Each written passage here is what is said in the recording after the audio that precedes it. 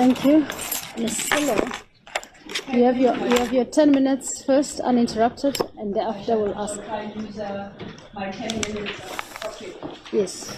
I have a structure that I was going to follow, but before I do so, I think it is important that to dispose of one issue lest it creates confusion in the report. And this is in relation to submissions made by the EFF. The EFF addressed the court on the alleged deception by the Minister of Finance. But most importantly, the EFF suggests that they pleaded that case and it was unanswered in the Minister of Finance's answering affidavit. That is incorrect, and I would just like to give the court the references where this issue is dealt with.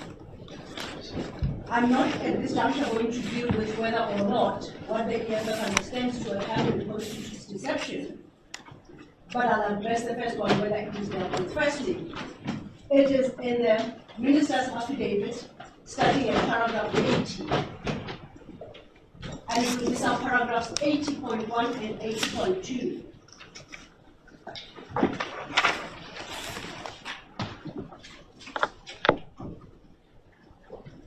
As well as at paragraphs 48 and 50. The sum total of the Minister's response is firstly to deny the word deception in this part, secondly to rely on the actual speech that he made on the 12th of March, which is to be found, and that he states in paragraph 18, the whole speech is reflected there. A comparison of the speech and the allegations by the EFF will demonstrate that there was no deception. What the EFF relies upon is what Mr. Trolley of Action SA supposedly communicated, I think, to the public as to what the minister said. The minister in the affidavit denies that those were his statements. And in fact, he states at paragraph 8.2 that he doesn't assume responsibility for any misunderstanding that Mr. Trolley may have delivered under. So I just wanted to address that issue and point it out that it was dealt with definitively. Getting back to my structure, my ladies and my lord,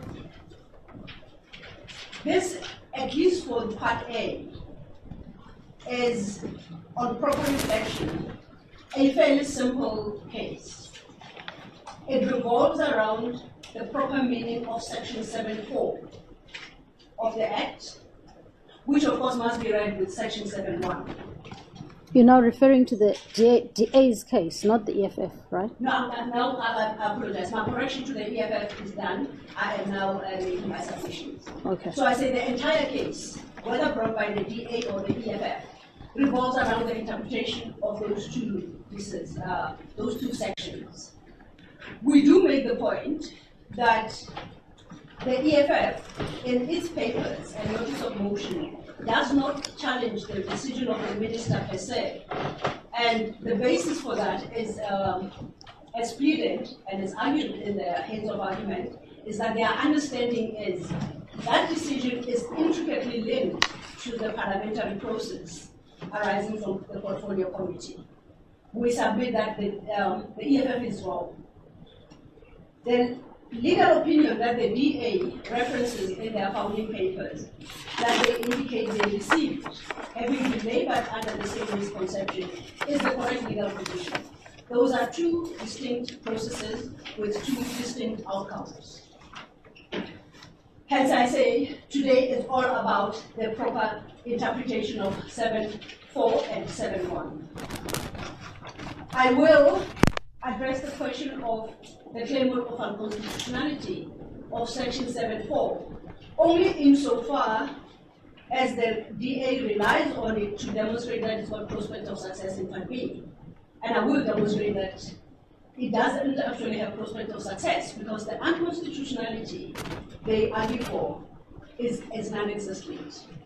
I'll thirdly then deal with the essence of the applicant's case, both of them, but more the DA's case when stripped of all the frills.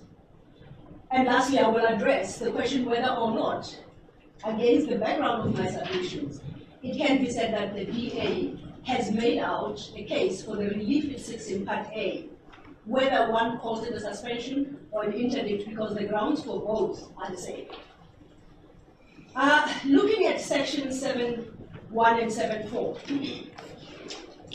the DA departs from the premise that the minister, acting in terms of Section 7.4, imposed a tax. And that is incorrect.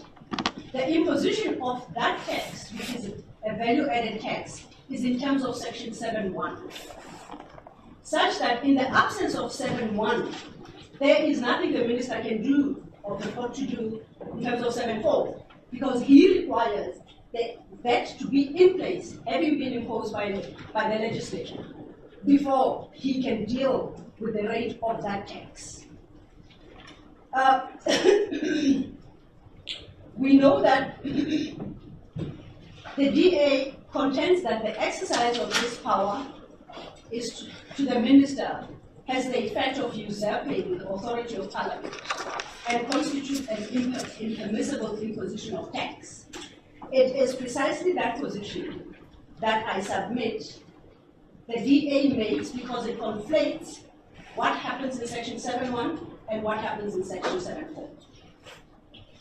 That imposition of a tax is done long before 7.4 is called into use. It is appropriate at this juncture to consider the entire budget process in its proper context. And I submit that that process starts at Section 27 of the PFMA.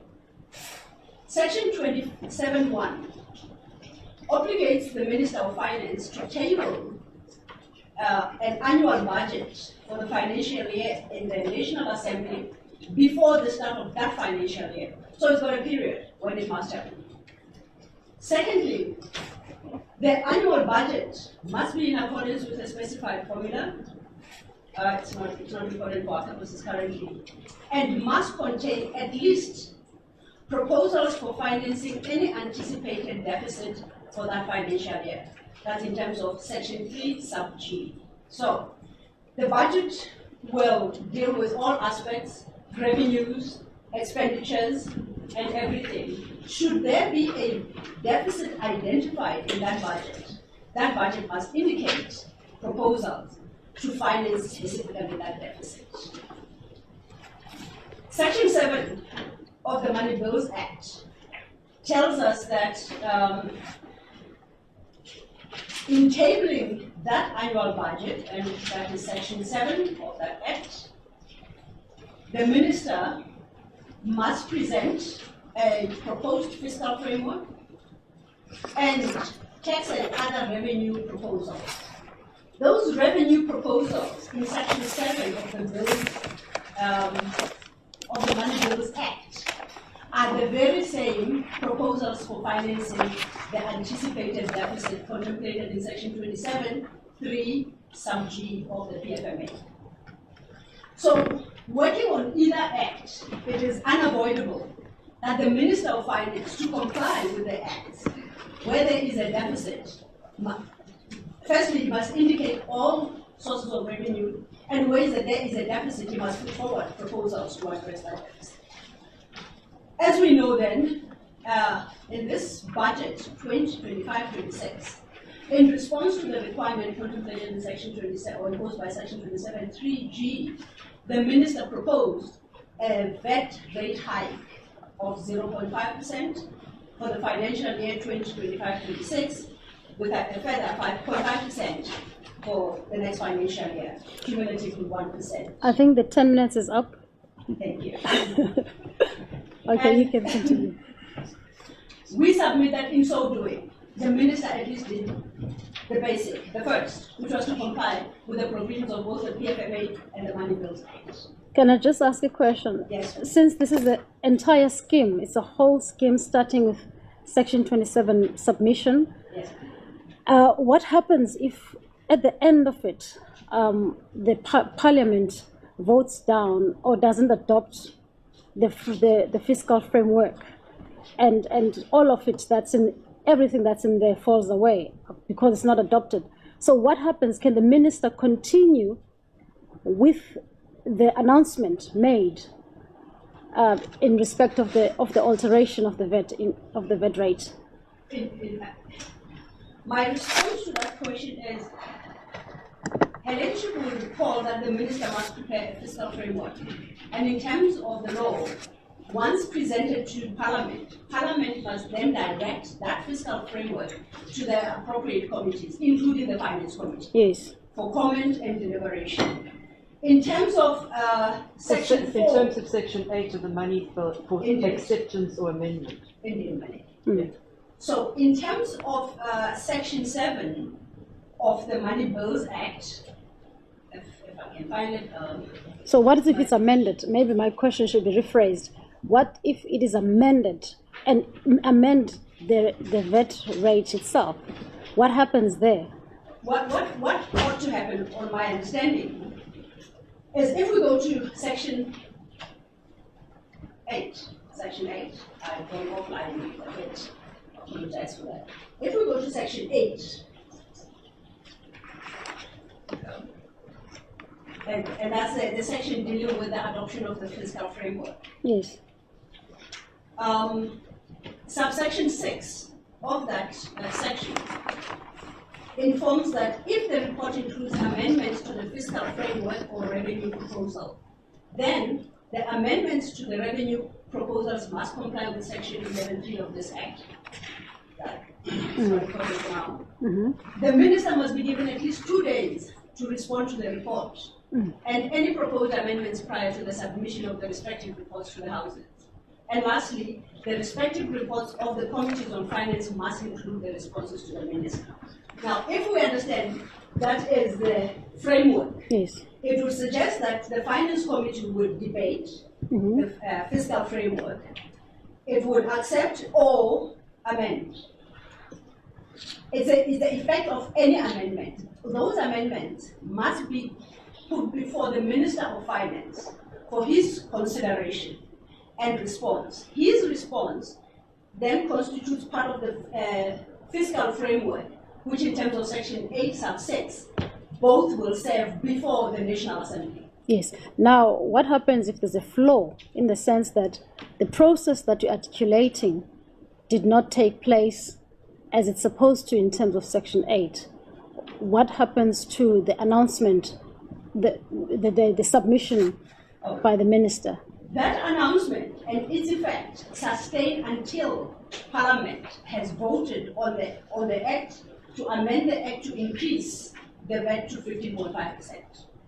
And it is because of the wording of the Act that provides that amendment or that change sustains and subject to engagement by Parliament of that. And that is the reading of Section 7.4 itself.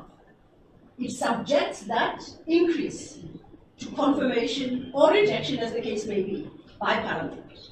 So, sorry to interrupt you, but at this stage, my understanding is that we're dealing with a fiscal framework. So Parliament must, at this point in time, if the minister announces a VAT rate increase in the fiscal framework, Parliament must then debate it after it has gone to the various committees. Yes. And if Parliament decides, well, we don't need a 0.5, we need a 0.4, what happened then? Then the VAT will be increased by 0.4 because the eventual decision is that of the National Assembly. But it doesn't, in terms of the Act, is that in terms of the Constitution, we put it differently.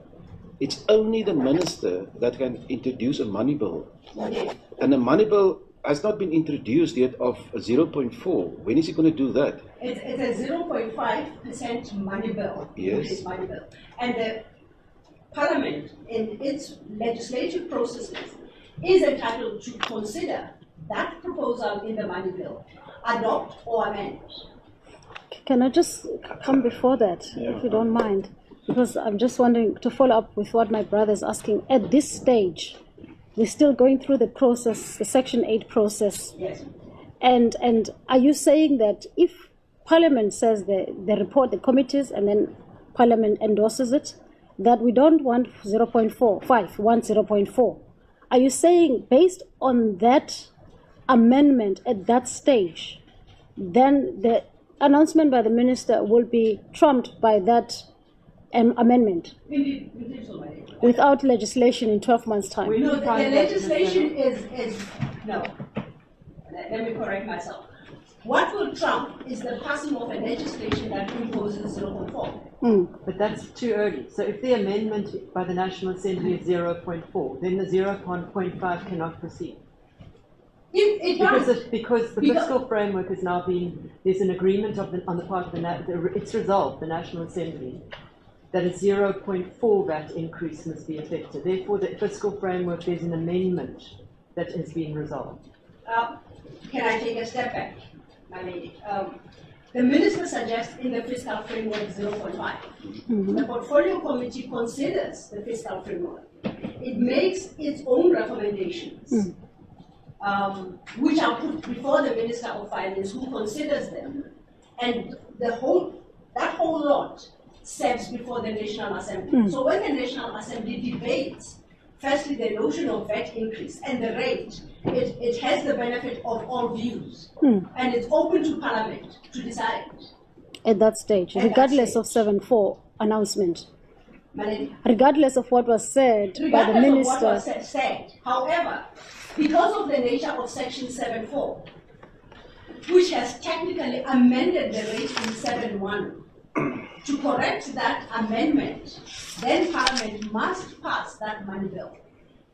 But that's down the line. That is down the line. But what happens from the 1st of May if Then Parliament then the minister's determination must subsist. That's what I'm saying. I'm trying to ask. Despite the 0.4 amendment.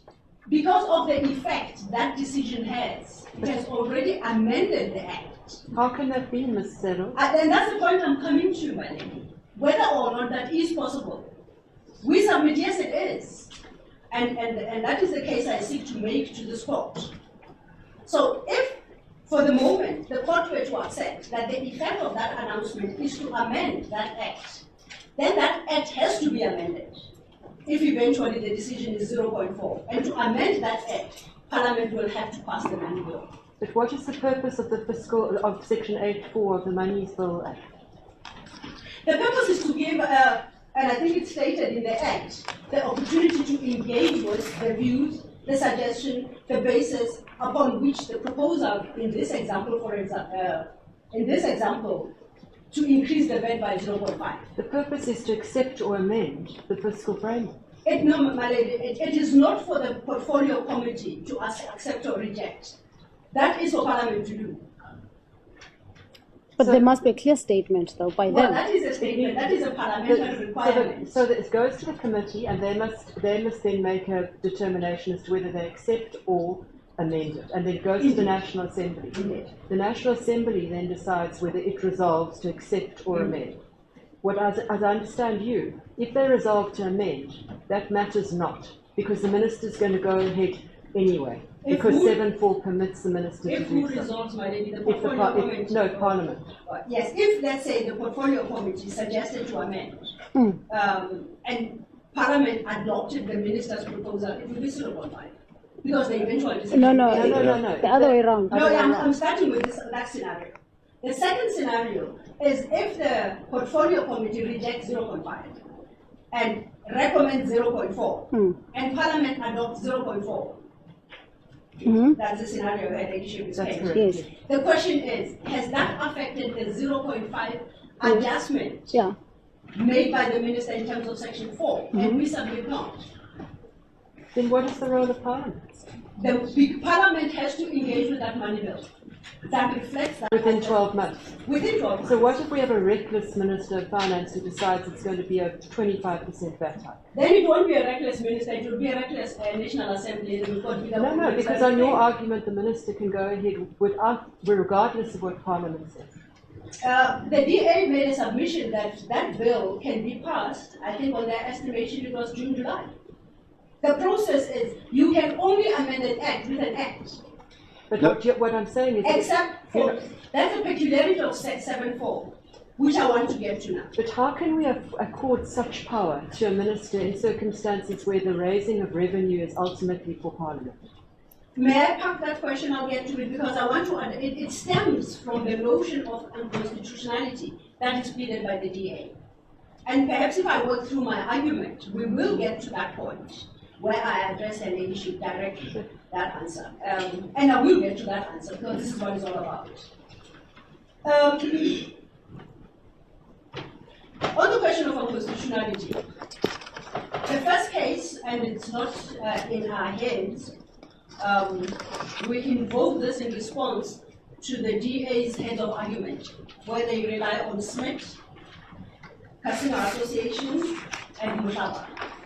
In order, and our submission is that those are distinguishable. In order to understand why we say they are distinguishable, we must go back and start with the certification case. In 1996, 744, and we know that's a constitutional court case. That case engaged the principle of separation of powers.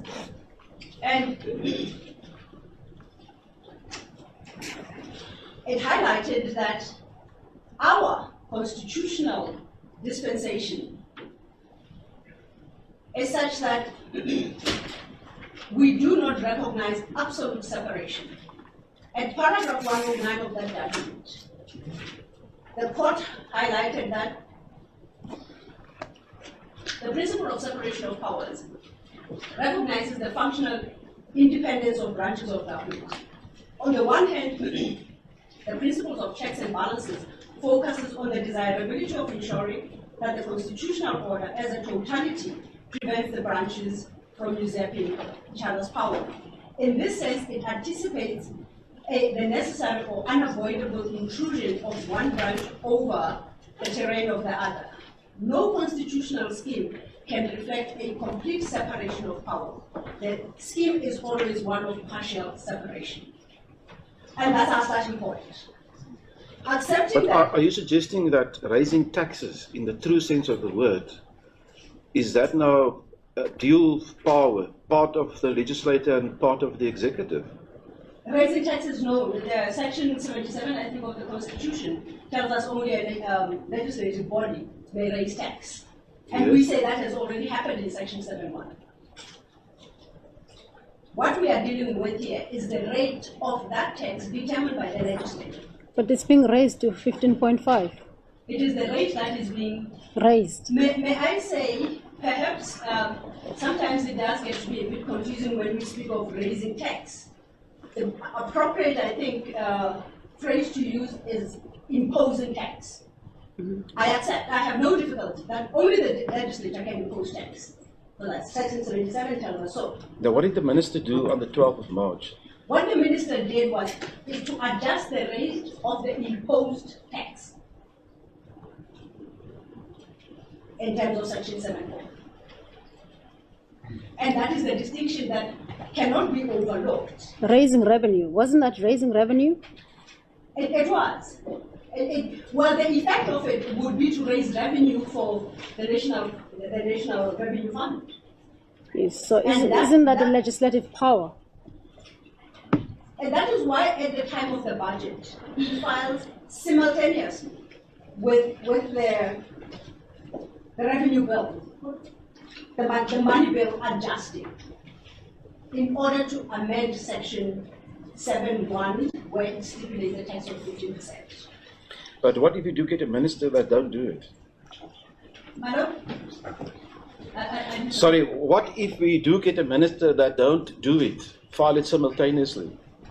It has to be done. That is imposed by Section 27 of the PFFA. Together, I think, with Section 7, it stipulates what must be submitted at the point that the minister submits, announces his budget in the National Assembly. If he doesn't, it's non-compliance. And Parliament is entitled not to consider that proposed budget. So it would be a clear case of non-compliance with applicable legislation. And, if the But the announcement will still remain.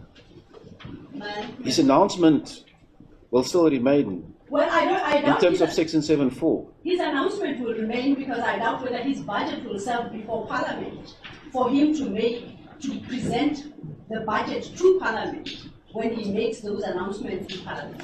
So if his budget is non-compliant, that budget won't serve before Parliament. And it is only at that point where he presents the budget that he's got the opportunity to make that announcement. So Parliament ought to have satisfied itself. I don't have the reference now, but I would expect Parliament to satisfy itself that the budget that the minister intends to present on the 12th of March is fully compliant with applicable legislation. Can the amendment by Parliament to 0.4 coexist with the minister's proceeding of the amendment of the announcement in terms of Section 7.4? So if Parliament says we want 0.4, but legislation has not yet been enacted, can that coexist with the current 7.4?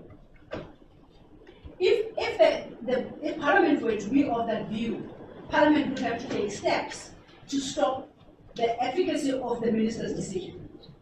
And those steps is promulgating an act. But Parliament can't do it. It's only the Minister of Finance that can introduce a money bill. It is already before Parliament. No, but that's a 0.5. That's 0.5. And We're talking here if Parliament decides it's now 0.4. What's happened then?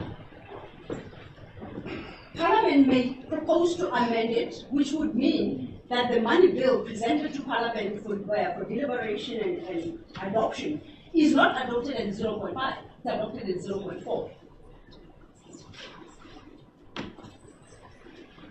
Continuing on the question of constitutional, absolute constitutionalism, I'll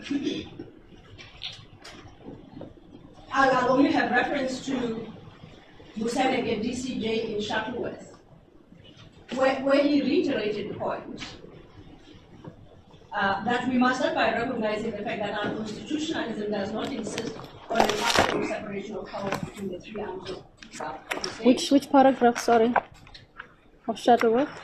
I'll ask my junior to find it for me in my data. I apologize. Okay. I'll find Okay. the actual paragraph. You can proceed.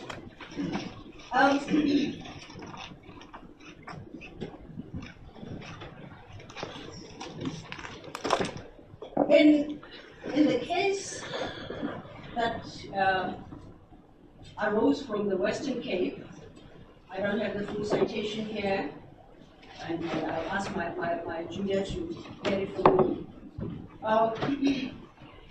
The Constitutional Court was dealing with the question of a Section 16A of the Transition Act, which the President had published in a proclamation. The effect was to alter the structuring of the government. And at paragraph 65, the Constitutional Court noted first that no constitutional scheme can reflect a complete separation of powers. But even accepting that, the provision that was challenged at the time was overbroad and trammeled, as it empowered the President to amend the Act and its schedules. In simple terms, it granted the President the unfettered power to amend its primary terms in any way he deemed fit. And that's at paragraph 65. And that is the distinguishing feature we submit between Section 7.4 in this case and what was then Section 16A of the Transition Act.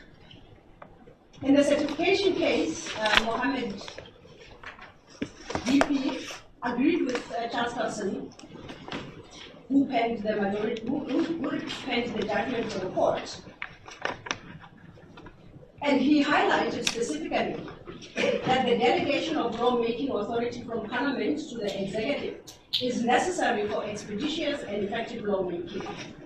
These comments are made at paragraphs 127 and 128, and concluded on the certification judgment, and concluded that Section 16A went too far and effectively constituted an abdication of parliament legislative function, at paragraph 144. In this regard, Sachs Jane, agreeing with both Mohammed and Charles, provided a useful guide as to whether in our environment of partial separation, what can be done to ensure that once, I won't call it in quotation, once one arm of government exercises a power that under absolute constitutionalism would be unlawful, what must be guarded against. And he gave a list of factors to be considered, which would be helpful in determining the legality or otherwise of that exercise. And in this regard, he listed about 7, pointing out that they are not, the list is not exhaustive. The first was the extent to which the discretion of the delegated authority is structured and guided by the Enabling Act. We submit that 7.4 specifically stipulates that it is subject to Parliament, minister's exercise of his power to adjust the VAT rate is subject to parliamentary adoption. So it will comply with that requirement. The public importance and constitutional significance of the measure. The more it touches on the question of broad public importance and controversy, the greater will be the need for scrutiny. In this regard, we say the amendment is introduced by way of a money bill, to be debated, adopted, and amended by Parliament. The third is the shortness of the time period involved. Section 7.4 compels Parliament to engage with the ministers as a quote-unquote amendment. It's not a choice for Parliament. And it must do so within a period of 12 months. So if it passes a money bill for 2 months, within 2 months, that approves 4%, then the VAT rate will be 4%. If it waits until 12 months or 10 months, then the ministerial decision must prevail until Parliament has made that amendment. But it's my understanding is, and please correct me, is that when the minister made the announcement on the 12th of March, yes, ma'am, he indicated that from the 1st of May, it will come into effect. Now, thereafter, the money bill gets introduced, it appears, and also thereafter Parliament gets engaged. Now, if Parliament, during that process before the 1st of May, come to the conclusion that, look at all of this, this is the fiscal framework, we accept in terms of certain of the expenses and how much money the National Treasury can get for us, but we have the view that it must be 0.4%. What's happening from the 1st of May? Then Parliament must pass an act adjusting that to 0.4%. But we know that they won't be able to do it before the 1st of May. I think it was suggested that they could do it by June this year, which would be a month after the 0.5%. Now, what's happening during that month period? 0.5 applies, madam. But can that ever be? If Parliament has decided that we don't agree with the minister, it must be 0.4. So what's happening, sorry to interrupt you, what's happening is that the executive has taken over the power of the legislature, even whether it's for a month. What happens in Can that be tolerated under our constitutional scheme? Indeed, my Lord, we submit that it can be tolerated, and it must be tolerated. Because Section 7.4 grants the minister, delegates that power for a limited period, and subjects the exercise of that power to parliamentary oversight. And our constitutional court has accepted that is a proper delegation of authority. The difficulty arises where parliamentary oversight that no longer applies. But my understanding from what you've said so far is that the imposing of tax remains in the domain of the legislature. Of taxes. Yes. Now, For instance, my lord, I think the EFF suggesting a imposition of a wealth tax and the like. That is purely the preserve of the National Assembly. yes, but raising VAT, is that also not part of raising revenue? As raising VAT in terms of adjusting the rate or Yes. imposing a... Well, whether you want to say raising or when you say imposing, let's say imposing. Imposing VAT is a function of the legislature. Good. Now here the minister makes an announcement of 0.5. The legislator said, no, we're not agreeing with the minister, it must be 0.4. But his announcement trumps that of the legislator, And even if it's for a month. It is because the act of the minister amends that act. Okay, Now, so we will get to the point whether or not that is constitutional, and that's the one I'm trying to. so can I just get that last point? So you concede that it amends 7.1. Seven- The rate in 7.1. So the announcement as altered, or the alteration of the minister amends 7.1. You Yes. concede that. Insofar as the rate is concerned, I do. Okay, just to follow up another point there. So if Parliament says, hang on, we are not happy, we want a different rate because this one is unlawful. Let's assume that its reason for not accepting it is a constitutional reason or a reason based on it's unlawful. Now, and the minister goes ahead based on 7.4. Can that happen? Then the Parliament must pass an act to undo, quote unquote, the increase by the minister, because that increase has affected the rate contained in Section 7.1. Even if it's raised unlawfulness within the month before the legislation is passed? Even if it's raised an issue of constitutionality within that month period? If Parliament has... If Parliament has raised that, minister, we think that this rate that you're imposing is unconstitutional or unlawful based on ABC. Now the minister says, well, even if you are legislature, but based on 7.4, I can continue to go ahead. Because because of 7.4 and its wording, you must pass an act. So your answer is yes, it must go ahead. It must? It must go ahead. What must go The ahead? 7.5 must go ahead, even if there's unlawfulness or unconstitutionality. 7.5. On this question of my sister. It's not a question of if there is unconstitutionality, then we must rush to court and come address that unconstitutionality. In which event then it would be invalid and unlawful. But that is why the DA and the EFF is here. And they are here, and we say they are here. It's wrong that they are here because what is happening in 7.4 is not unconstitutional. And that is the argument I seek to persuade you on. Okay. It is not unconstitutional. And I will distinguish both Smith and Mohamba to demonstrate that it is not unconstitutional. So is the oversight role on that scenario of Parliament not curtailed in that situation? Because if Parliament can raise and say, well, as a legislative body that's entrusted with tax imposition, I'm unhappy because this is unconstitutional. But then the statute grants power to the minister to go ahead anyway. Isn't that curtailing the supervision, the power of Parliament in that situation? To answer that question, may I request my junior to look up something and I'll revert my lady with you. Okay.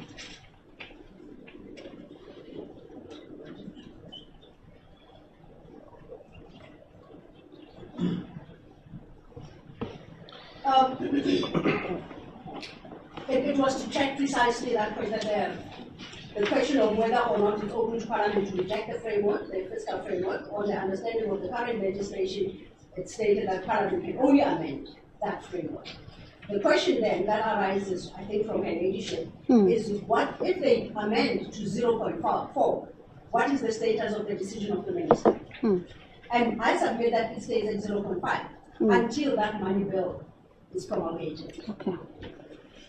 Now, going back to the factors that SACS J proposed to be considered in a certification judgment, one of those important is to consider the degree to which Parliament continues to exercise its control as a public forum in which issues can be properly debated and decisions democratically made. We note that in their heads and in their argument, the DA doesn't spend what we propose as sufficient time on the phrase subject to set out in section 7.4. It is the meaning, import, and impact of that phrase.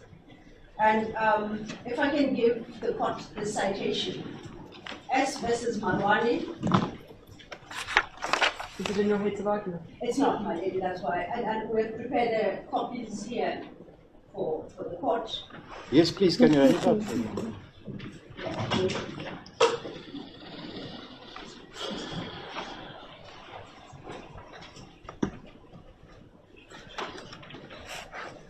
They're being distributed. Thank you.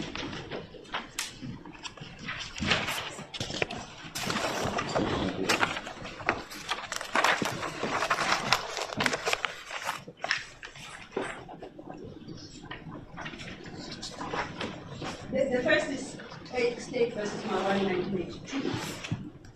And in particular, I would like to refer the court to page 747H to 748A.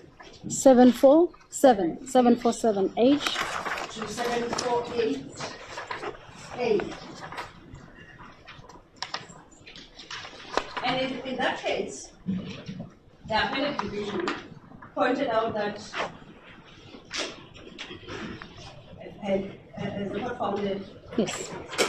the word subject to, in that context, refers to the provisions of this constitution in a particular section that was challenged. And the court held that, considered the purpose of those words, and said the purpose of the phrase subject to in such a context is to establish what is dominant and what is subordinate or subsidiary. That to which a provision is subject is dominant in case of conflict over that which it is subjected to. This ratio was recently adopted as well, and the second case I have provided, that's Zanzi versus Council of State. It's a constitutional court judgment. You don't have a copy of We that? have two judgments, two cases. Okay, we have one. Ori Marwane. Only got one. There's an error happened with distribution. Okay. There should be two, that and one from Zanzi.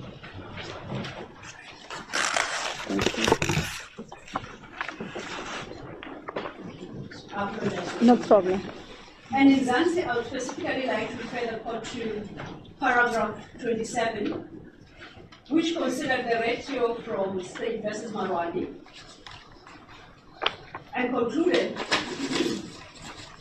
that as to its meaning, he agrees and adopts what Miller J.A. stated in that passage at 747H to 747A. Other courts have also adopted that meaning. And just to point out, Chevron Engineering, I'm not relying on it, 2003, 5, SA 206. Sorry, where are you now? Now, I pointed to State versus Marwani. I gave the protocol. Yes, we And there. I'm to Zanzi. Yes. And I'm just highlighting other cases where that dicta in Marwani has been adopted as correct. Okay.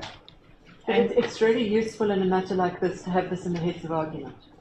This was necessitated, I do apologize, by the posture assumed by the DA in their heads of argument, in reliance on Mashoba, Casino Association, and Smith. And we realized that we had not dealt with these issues in our heads of argument. And in order to address that aspect of the argument, it became necessary to lay the foundation on why we say that they are distinguishable. And we do apologize for the oversight. We will upload the cases with the leave of the court. as soon as we can. Having read this, so what is the point you were trying to make? The fact that that phrase, subject to, is what assures parliamentary oversight and control.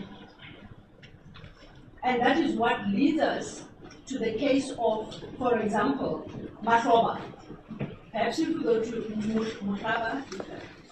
Is there any contention on that? That it is subject to parliamentary oversight at that stage, Yes. not at the stage, not in between the announcement becoming effective and the legislation being adopted. So in between, I think that's where the contention lies. And we do appreciate that, except if that is the case, then Mutraba Casino Association and Smith will not assist the court because they did not have parliamentary oversight. The impute sections were definitive, and once that power is exercised, the legislature and parliament didn't have oversight to reverse what was done in terms thereof. But what happens to the public in that period? Confusion in public and Meaning the democracy that I think my brother spoke of earlier in the morning, that the public that is supposed to be entrusted with this via the legislature, what happens to them in that meantime? the 0.5% will apply. And as But isn't that there where the difficulty lies? Because if Parliament still have to reconvene and discuss and debate and vote on it, the Minister's recommendation for a VAT rate increase stands, even at the displeasure of Parliament. So how can we ever, within our current democracy, allow that the executive is dominant in that respect? I don't think that the executive is dominant. In the certification case that I referred to, the Constitutional Court recognized that it does become, at times, imperative that there be a speedy execution, and that which Parliament does not have by its nature. So therefore, the law must allow for the speedy execution subject to Parliament exercising its oversight over that decision. And that comes from the certification judgment, my lord. Just on that point, Mr. Bishop says this is not an emergency where you are reacting and you have to implement something speedily as the minister, but it is a process. It culminates from the process of planning the budget and all that. So it is not something that, there is an emergency that we now have to respond to. Well, I guess the question of definition of emergency. It becomes apparent during the process of during the budget process. From paragraph 20 to paragraph 40 of our answering affidavit, we set out the process, the budgeting process, culminating in consideration by cabinet and approval or disapproval by cabinet, in which event it has to be amended. In that process, the deficit has already been recognized, and the deficit is quantified and must be addressed. So it becomes an emergency in a sense that at the time it is tabled and the deficit has become clear, then that deficit must be met speedily. And the only way, at least for purposes of our argument here, is that in his wisdom, the Minister of Finance found that the adjustment of the VAT rate by 0.5% will address that deficit. But on that score, what must we make with the argument by Mr. Nkatobi, where he said, if one have regard to what has been discussed in the commissions, I mean, the commissioner says, listen here, if you fund me properly, I will be able to go to certain areas where we can definitely get more taxed from high net worth earning individuals, companies that hasn't paid properly their taxes, etc., etc., etc. So what must we make of that? Then we are So it appears what the commissioner says, although he abides with Part A, is that if you fund me properly, I will be able to get the money necessary. So it's not, there's no need for a VAT increase. Then we are in the realm, my Lord, I submit, of preferable choices. We are in the world now of, is it open, for instance, to the court or anyone to suggest that of various options available to the Minister of Finance, there was always a better option to the one assumed by the Minister of Finance.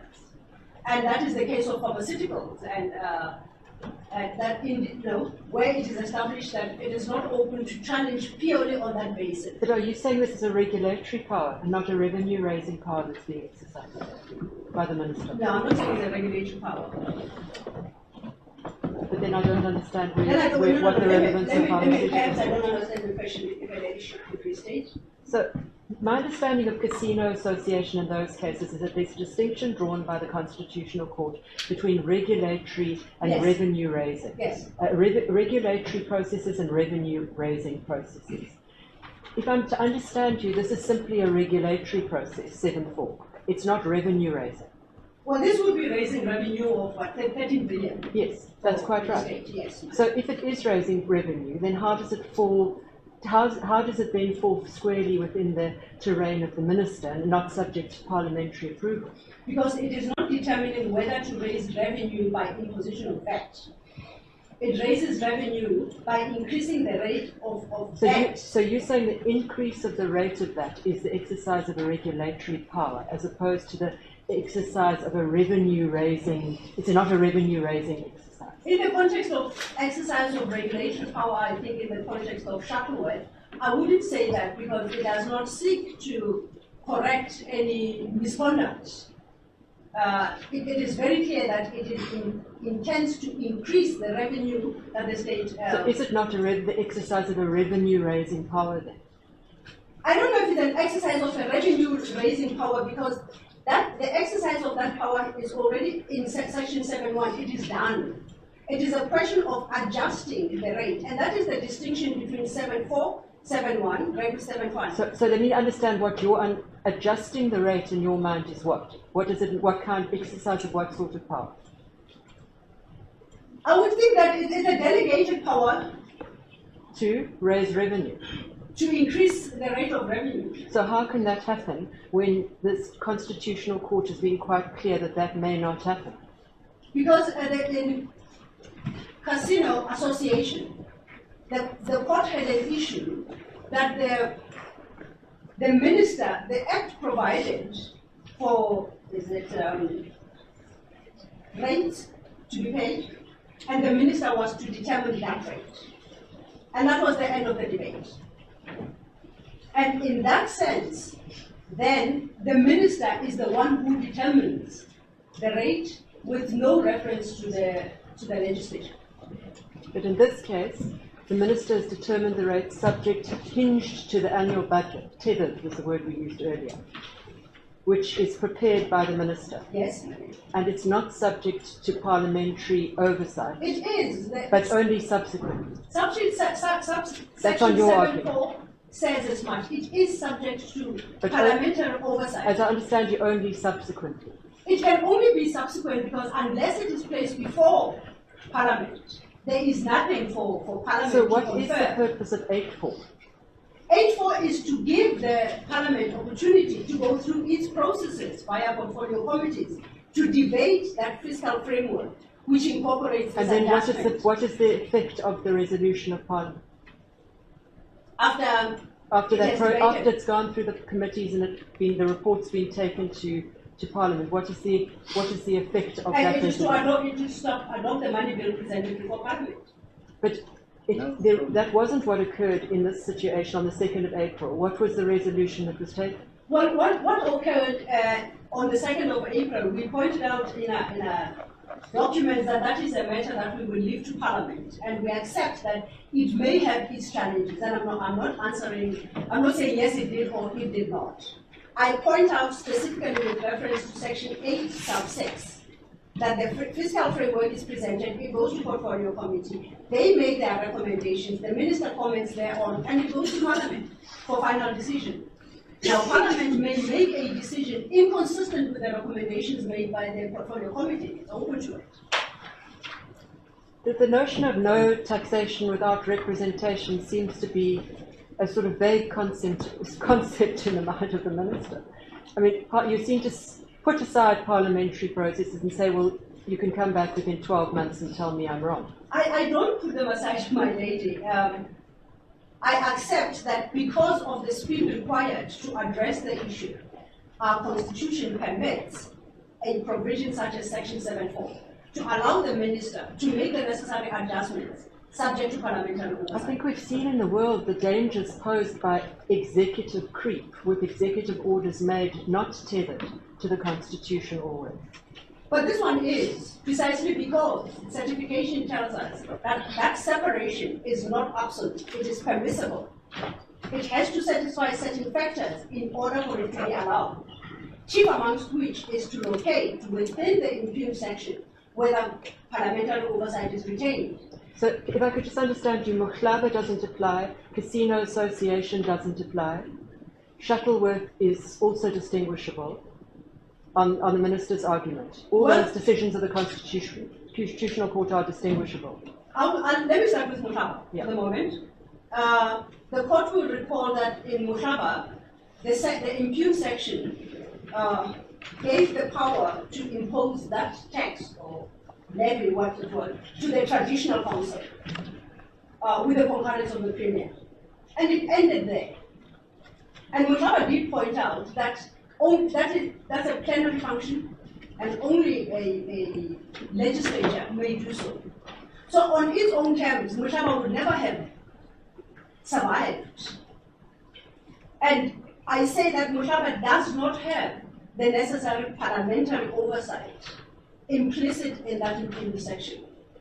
And that was the basis on which it was held to be unconstitutional. Do you still have a long argument to present? Because you probably have about 5 minutes if I look at when we started. I have about 5 minutes. But I understand that we've engaged you quite a lot. Thank you. Yes. And when we say the Casino Association also had that problem. That there's no parliamentary oversight. That there's no parliamentary oversight. It's the absence of parliamentary oversight within the impugned section itself that will render it ipso facto unconstitutional. So is there any case that does apply? To New Africa. New Africa would apply. And I think the exposition set out by Justices Rogers and Polapen is of assistance in this regard, where they listed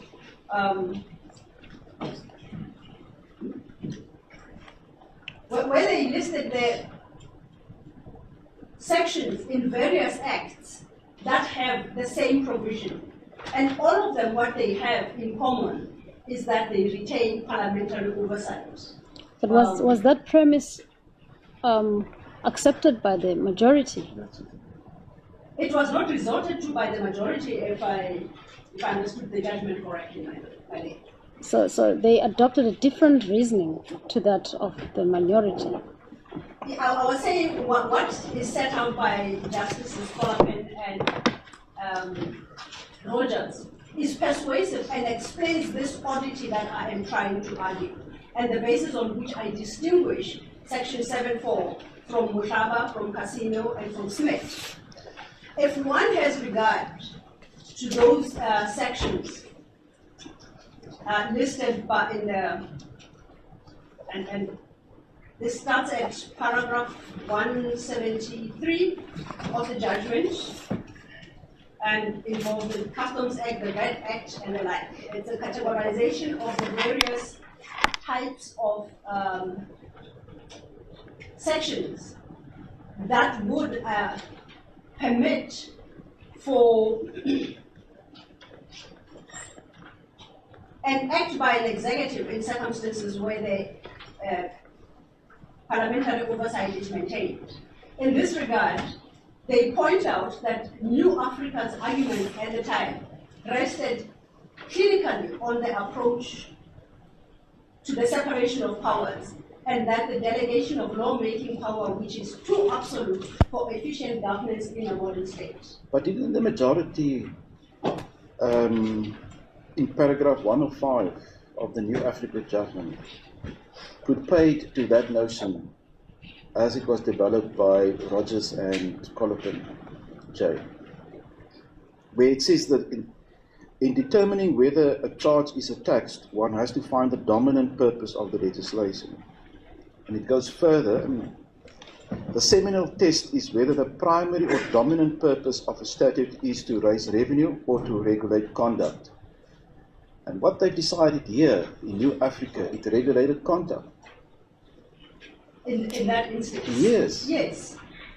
And it's because if we look at Shuttleworth, that is where that distinction was drawn. But what is the importance of that distinction? The importance is that if it raised taxes, it falls in exclusive domain of the legislator. Did it impose taxes in the contract? Did it impose taxes? Oh, well, imposed. Because in Shuttleworth, it was held that it was not imposing a tax. And here the minister imposed tax by raising. Section 7.1 imposes the tax. The minister adjusted the rate at which. But the adjustment is revenue raising. It's not regulatory. No, it's not regulation. That much I would see. So you concede that it's distinguishable from New Africa, which was regulatory. It was responsive to the conduct of diplomats who were abusing the duty-free entitlements that they have. I do, and hence my reference to the minority judgment and the base and. So there's not a clear judgment of the Constitutional Court that's on all fours with your argument. For now, there is in my lady, because all the cases that have come to the Constitutional Court, Matroba, Casino Association, Smith, they all had the flaw in that they did not provide for parliamentary oversight. In Shuttleworth, it was held that it was not an imposition of tax. What I find interesting from the minister's perspective is that this imposition of a higher tax rate in respect of VAT has national significance and particular significance to the poor. And that's the reason that the EFF has invoked the various provisions in the Bill of Rights. And in those circumstances, it seems somewhat unusual to rely on New Africa, which was really a case responsive to a particular conduct by a small class of people, when in fact this has national significance to almost every person living in the country. Yes, I would like to place on record that the potential impact this will have on the poor is not lost on the Minister of Finance. If her ladyship recalls. But then why is the minister so adamant to raise or impose the levy or raise VAT when the commission is of the view that there might be other different avenues to fill the gap of the revenue? There might be other avenues. It's a question of their availability and immediacy to address the deficit. Did the minister say availability or the extent to which they will dent the deficit, if I were to use that word? Is it a matter of availability, or the minister seeing that as not really being significant enough to be able to meet the deficit? No, well, on the basis of what SARS is talking about, it can be said to be significant, because what SARS suggests can potentially be raised is significant. The question is, it requires capacitation of SARS and providing resources. Exactly when that money will begin to flow in to address the deficit is not an issue that is before us. Okay. The Minister of Finance has dealt with other options, including raising national debt. Okay, I think we're going to have to stop you at 3 o'clock. I know that we've engaged you, and at least, but I think you should wrap at least at 3 o'clock, okay, so that we can give Parliament their chance. On the question of, to her ladyship's question about the national impact,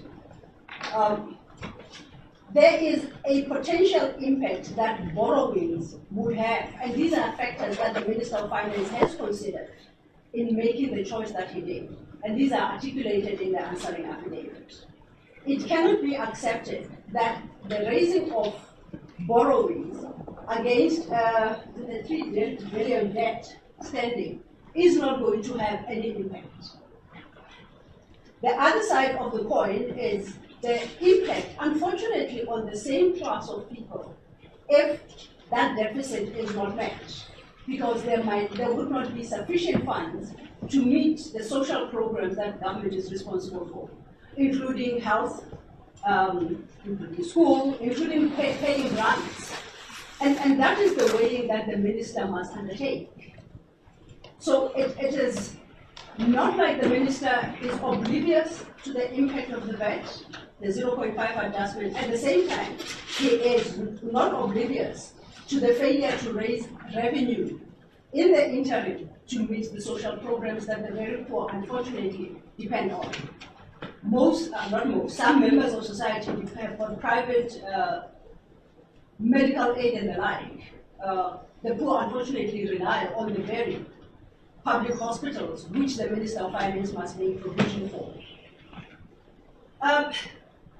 The question I just need to quickly turn to is whether or not the applicant has made out a case for the suspension, whether it's interim relief or whether it's an interdict or whether it is suspension we submit based on the way it is pleaded.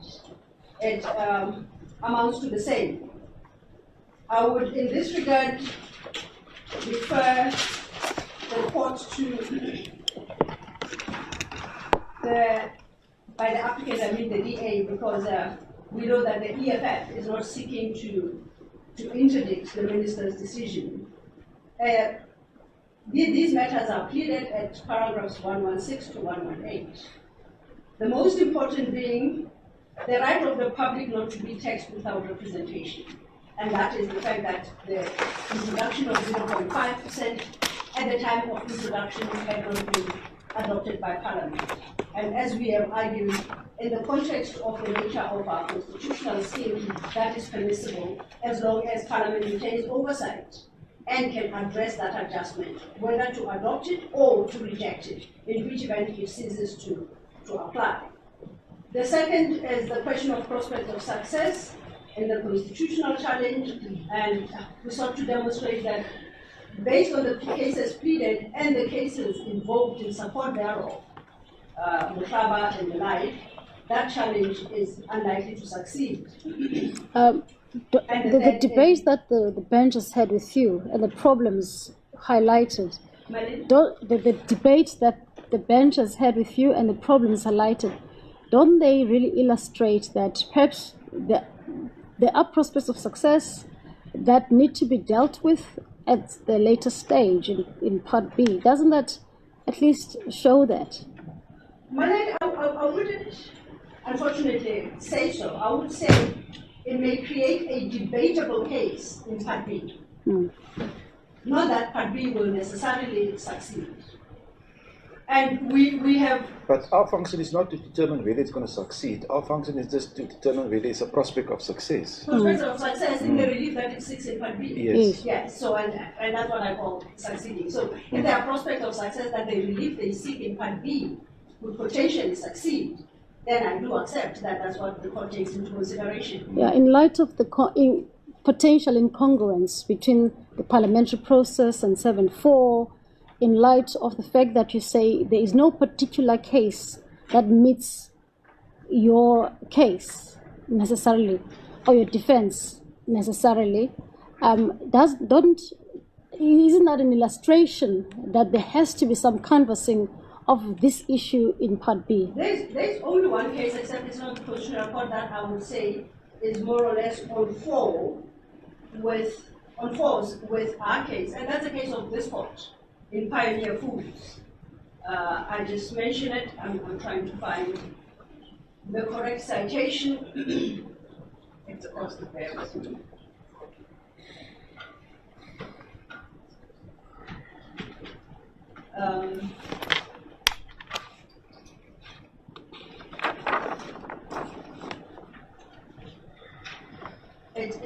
There are two of them. The first was also for interim relief, and the second was Part B. It's Pioneer Foods versus Minister of Finance, 2019 1 SA 273, Western Cape, and that was a judgment of September 2017. The second is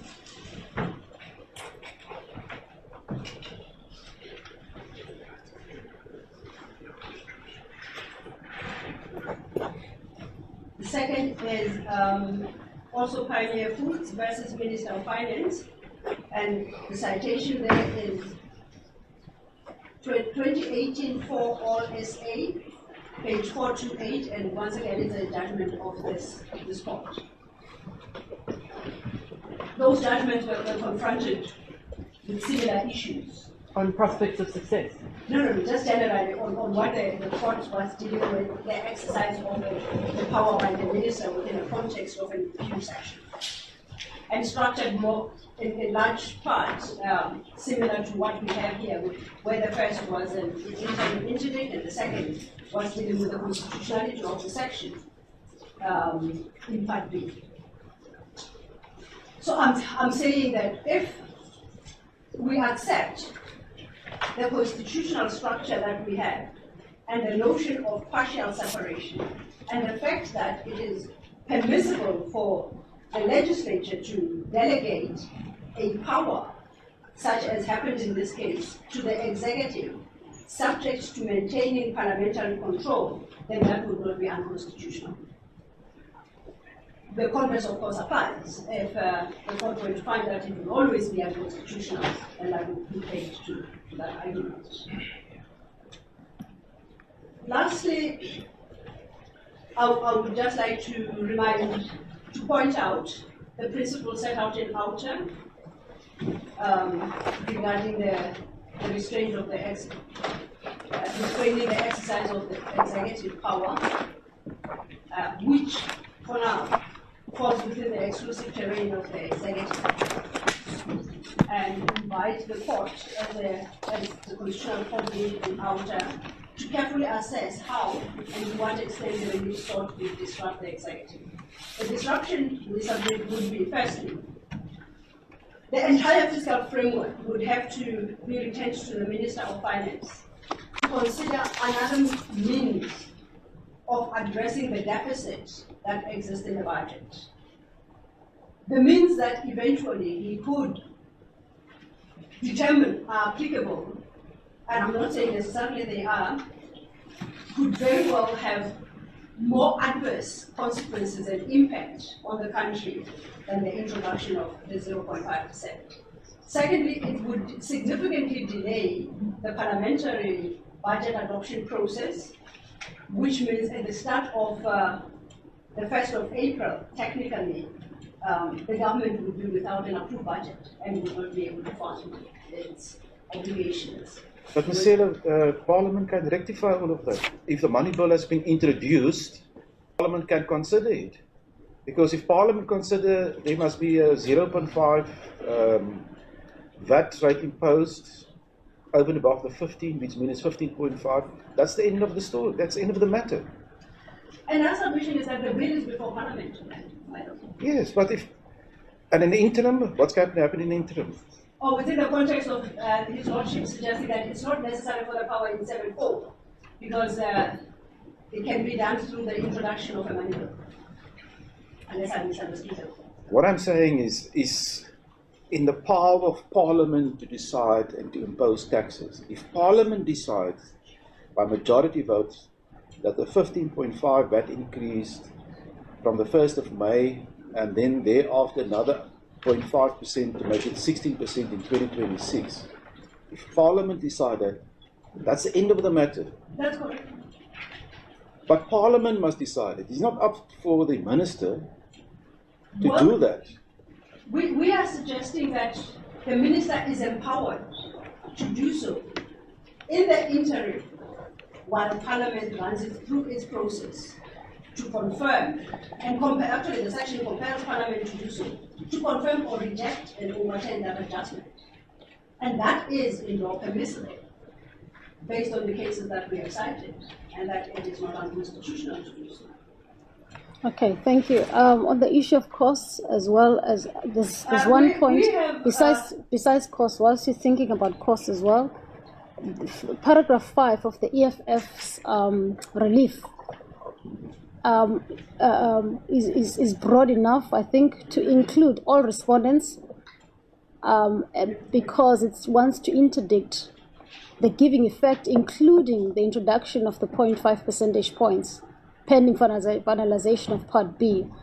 Doesn't that implicate the powers of the minister? Well, our understanding of 5 was the EFF sought to interdict the giving effect of the imputed report in the fiscal framework, and that is all they seek. Or taking any steps in relation thereto? And taking any steps in relation to that fiscal framework. Okay. And the point that we make is that even if it succeeds in that regard, the power exercised by the minister in terms of 7.4 remains unaffected. Okay. And the costs? On the question of cost, my lady, we ask for costs because it is clear, it must be clear from these papers that technically what the DA sought to do is to achieve through judicial intervention what it could not politically. We have pleaded at paragraph 30 of our answering affidavit. It's part of a bigger subject, which is the budget process. That demonstrates continuous engagement with all cabinet members, and these are members of the GNU, that takes place in cabinet. That is not denied by the DA, so it must be accepted that that process was fully followed. But what of their reference to the 2014 decision of Rogers J in this court, in which it was said that you must look at the character of the litigation? I understand that, except that my point would be the character of the litigation cannot detract from an attempt by a litigant to use court processes to draw the courts into arenas that are political in nature. If the DA accepts that there was full engagement with the political parties in the GNU that eventually adopted through cabinet the budget, it cannot seek court's help to extricate itself from there. In the founding affidavit, the DA indicates that it had 3 weeks of engagements with the rest of the government to try and address this VAT issue, and they were unsuccessful. Consequently, accepting that it could not overturn that increase through those means, we submit that the DA can resort to the courts. So you're suggesting the litigation is frivolous and vexatious? We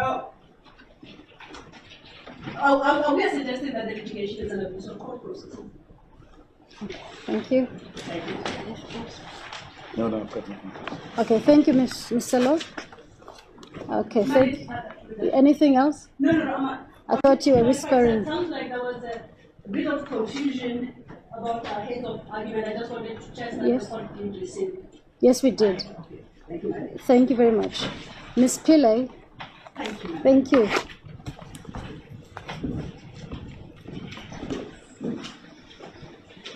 It's now 3:05, so you have until 4:05. Thank you very much. I'm indebted to the board. Members of the court, there are 4 issues I intend canvassing in our argument. The first is the process that was adopted by the finance committees, and as we understand it, that's one of the legs of challenge. The second is whether the report that was ultimately accepted met with the prescribed threshold in Section 8.4 of the Money Laws Act. The third is to deal with the allegations of substantive irrationality/deceit as a basis on which to set aside the decision. And the fourth is to deal with the question of remedy in some of the observations. Members of the court, let me ask that the court go to Parliament's answering affidavits. It's 05, and can I have the terms of 0560?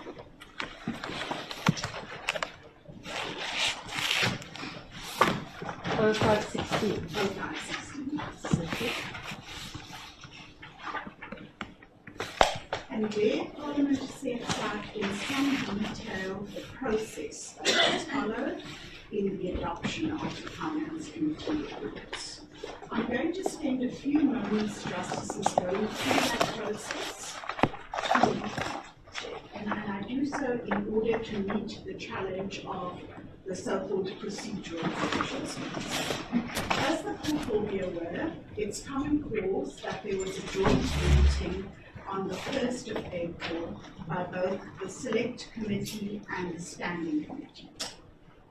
The court will also be aware that there was a draft bill, a draft report, what we refer to as version 1, that was presented at that meeting, and that draft report appears in the DA's affidavit as a 10-point hand.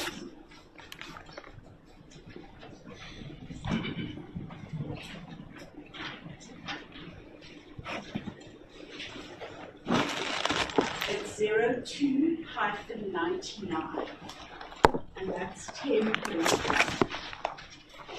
The court will also be aware of the explanation given by Parliament that the members at that joint meeting at 37.3 went through each clause of the draft report, they deliberated on it, and they proposed amendments to it.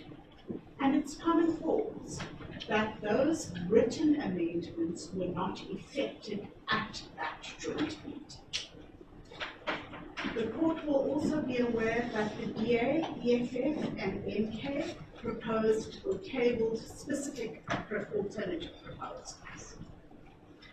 And the court is aware that Action SA tabled a very specific proposal. And can I have the court have careful regard to 37.6 of Parliament's answering material. It says there that Action SA tabled the proposal for the draft report, which included the fiscal framework and revenue proposals, to be accepted with recommendations to the Minister. The proposal was moved by the ANC, it was agreed to, as seconded and agreed to by the majority.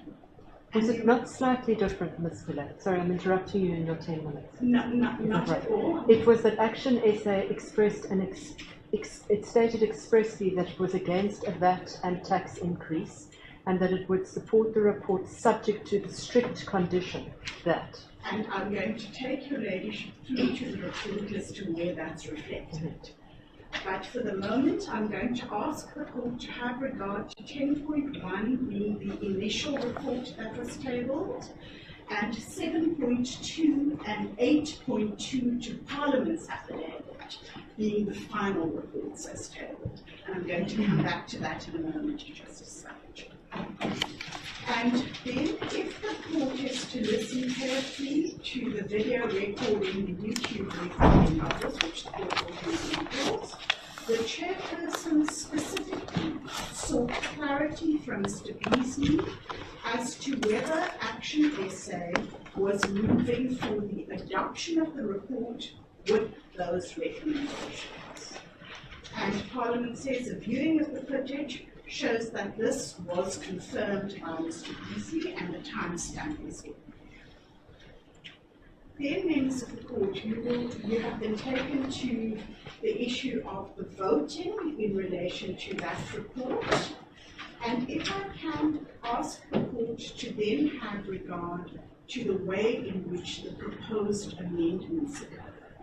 In relation to the Standing Committee, that's dealt with at paragraph 38 of Parliament's affidavit, where members were requested to send their proposed amendments on version 1 to Parliament's support team, and the DA, EFF, and Action SA sent their proposals by WhatsApp, MK sent it by email.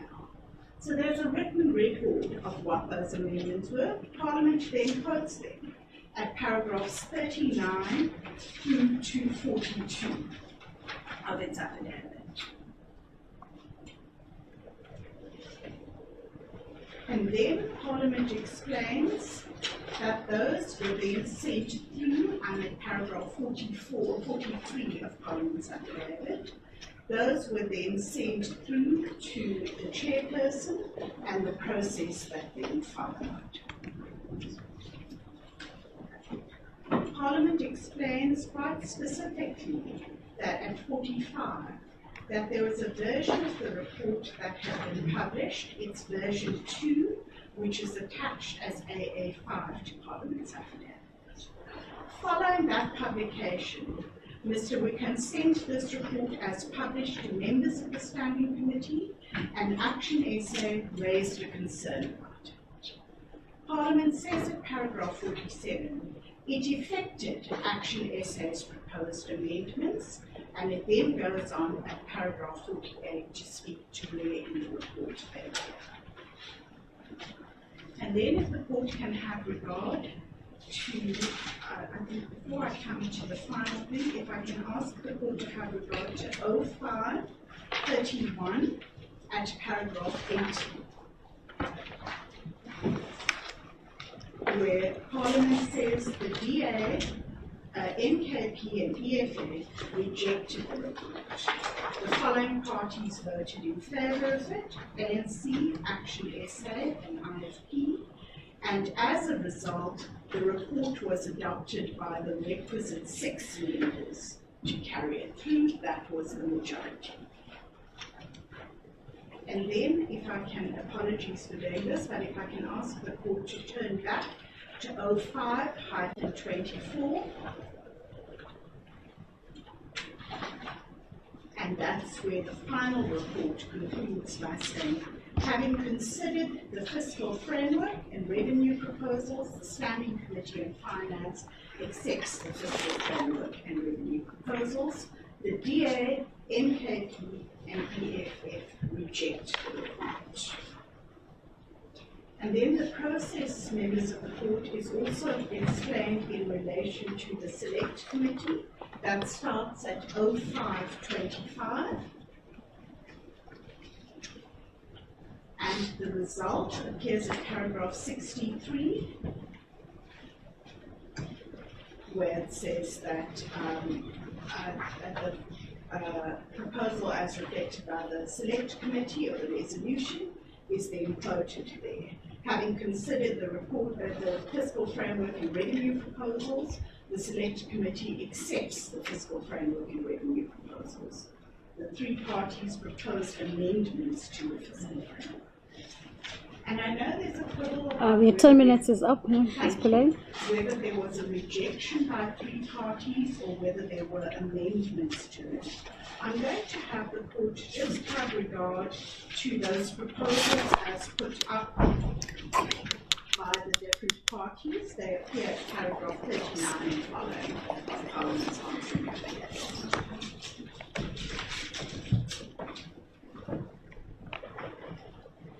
So, if I can then tie that up by asking the court to go to AA 2.2, which is at 0583, which is the agenda to that meeting. And the agenda made it clear that it was a consideration and adoption of the committee report on the fiscal framework and revenue proposals.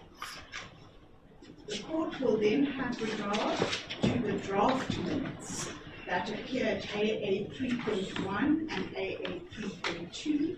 That's at 05-84. And the court will see there that at 05-85, last paragraph, after deliberating on the report, these parties proposed amendments. However, the proposals were not agreed to by the majority of the committee. And the court will see over the page the report was duly adopted by the majority of the committee to accept the fiscal framework and revenue proposals. And so if one looks or listens to the 8.5-hour report of that meeting, there are parts that are difficult to understand, there are parts that are difficult to follow. But the following is clear. The report was put to the meeting, it went through, members of the meeting went through that report clause by clause, and there was ultimately a vote in relation to the adoption of that report. That vote was carried by the majority of members. What was voted on, Ms. Pillay? The adoption of the report. Which report? And it was so Madeleine, that's perhaps let me go there. So your ladyship is aware that the version 1 was presented. Yes. And your ladyship is aware that they were that report, the committee went through that report on a clause-by-clause basis. Yes. And amendments were put to that report. There's a track version of it somewhere in the papers that your ladyship has. Yes. And those amendments were not reduced to writing in that meeting, because as Parliament explained, someone was sitting there and taking notes. After the meeting, the amendments were effected. But what was put to the vote was the report as amended through the verbal discussions that we had. Where does it say that? Because it seems that what's put is the adoption of the report, and the report that's before the committee is a draft report, which is then subsequently amended. Yes. If I can just, if your ladyship will bear with me for a moment. At 37.6, my lady, where Parliament talks about the proposal by Action SA, and I just quoted whether Action SA was moving to the adoption of the report with those recommendations. So is that now version 1 or version 2? It was version 1 with the recommendations as presented during the oral engagement at that meeting. And the other recommendations that were made? With the recommendations. And I'm going to take the point because this is an important point. There's no debate that the report, let me have the report go there, it's AA 7.2. And it appears at 05355. I'm going to ask the court to go in particular to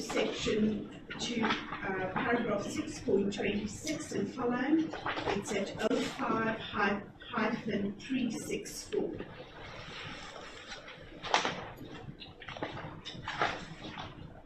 The SARS and revenue So it's proposal. 05? 05-364.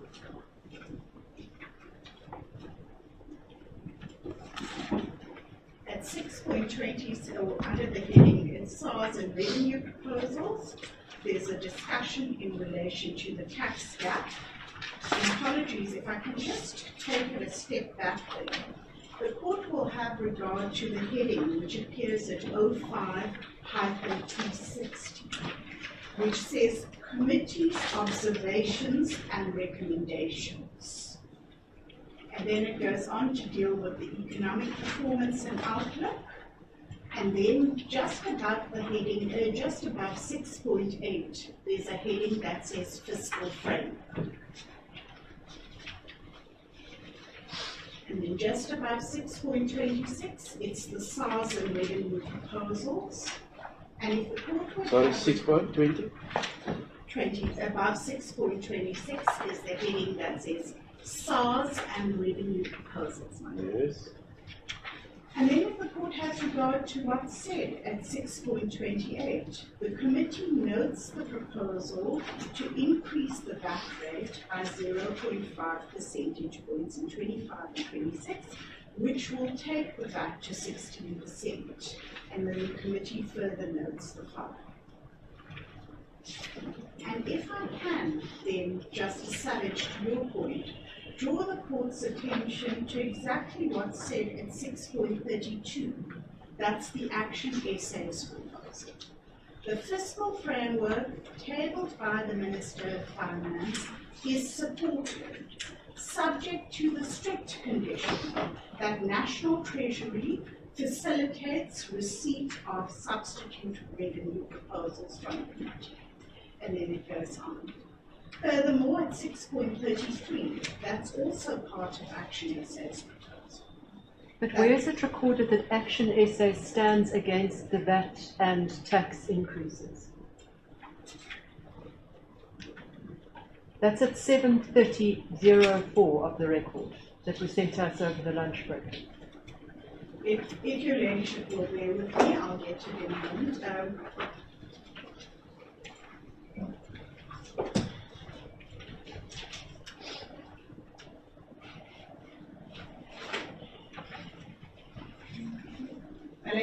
I'm going to, Because what we've got here is that is not being recorded. I'm sorry. What Action SA said was not recorded here. Madam, all I can say is that the Parliament's given the explanation as to how Action SA's proposal came to be recorded in the report. And there was an earlier version of it, which there was some difficulty with, and this was the final version of it. So there's no... But does this properly reflect what is approved? Because it expressly states at the meeting, we stand opposed to the VAT and tax increases, and then that they would approve the report subject to strict condition that's then set out at as is set out at 632. Yes. That's the basis of it. They'd accept that. Yes.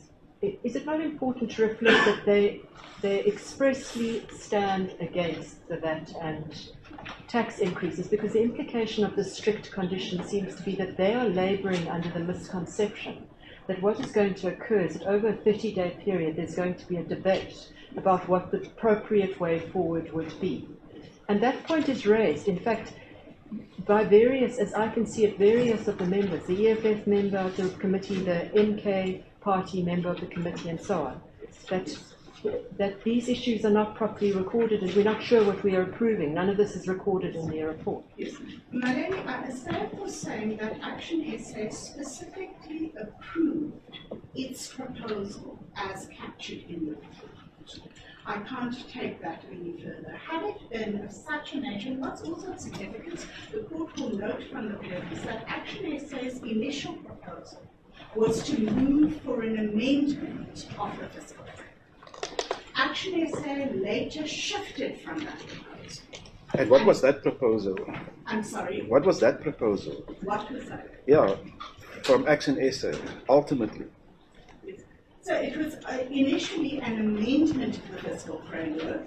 It shifted from there to accepting the report as it is, subject to the inclusion of its recommendation. And what was the recommendation? As reflected in the report, Madam. Well, that's not what Action SA said.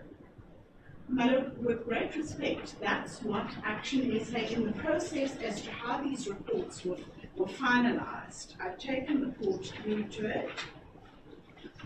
I think my brother is referring to the recording. That what was in the recording was not stated in writing. Or rather, what is in writing is not a reflection of what happened at the meeting itself. My lady, I don't... And this is under your heading of at 05360 Committee Observations and Recommendations. Yes, that is. But, my lady, I refer to what's been said at 37.6, my lord, sorry, at 0517. I've taken the court there already. And the fact that at paragraph 38, where Parliament says in terms, the DA, EFF, and Action SA sent their proposals to the parliamentary support team on WhatsApp, and this was the proposal as reflected. But is that not a proposal in the context of an opposition, an unequivocal opposition to the VAT hike? My lady, I've pondered this long and hard because I see the counter-argument. The counter-argument would be, well, how can it be said that the fiscal framework is to be accepted in light of the alternative proposal that Action SA made? And I can't take it any further than to say this. On the sequence of things, the initial proposal was a dead right amendment to the fiscal framework from Action SA. There's a shift from there to an adoption of the report with a recommendation. Now, our learned friends make a lot about the question of the recommendation, and we're going to come to it in a moment, but it's really, all parties saw it as a non-binding recommendation. But now, its adoption seems to reflect the expressions that were made by the committee of non-acceptance of the increase. Because if you look at the report and read it, you'll see it's not just the noting, although it says we note, but the expressions that are there are very strongly much against. And that's why, at the end of the day, there's an adoption of that recommendation to reflect the discomfort of the committee with that. So can those things be together? Can you accept, but at the same time say, go and think about it further and then come back to us in 30 days' time? Yes. So, Malene, I see it in the following way. There was an acceptance of it. There was an alternative recommendation that was put on the table by actually saying, clearly, I don't want to trample on the minister's approach to any of this, but clearly that recommendation was there. It could have yielded one of two outcomes. It could have yielded an outright rejection of what had been adopted in relation to that hike, in which event a different process would have commenced. Or it could have yielded no alternative to the VAT hike as proposed. So it was in between. So is it not ambiguous? Because it's in between accepting and rejecting. So it took the midstream of saying, okay, go think about it and come back in 30 days. So isn't that ambiguous? Malene, I submit not, because I submit that had there been an alternative that came up in those 30 years, then of course one would have had to have rolled back the clock around, and one simply couldn't carry on with this. Other than, or instead of there being, if there wasn't an alternative, then it would have been this fiscal framework as adopted that would have carried the day. And I submit with great respect, Malene, much of it turns on how the parties themselves actually understood this. If the court would bear with me for a moment.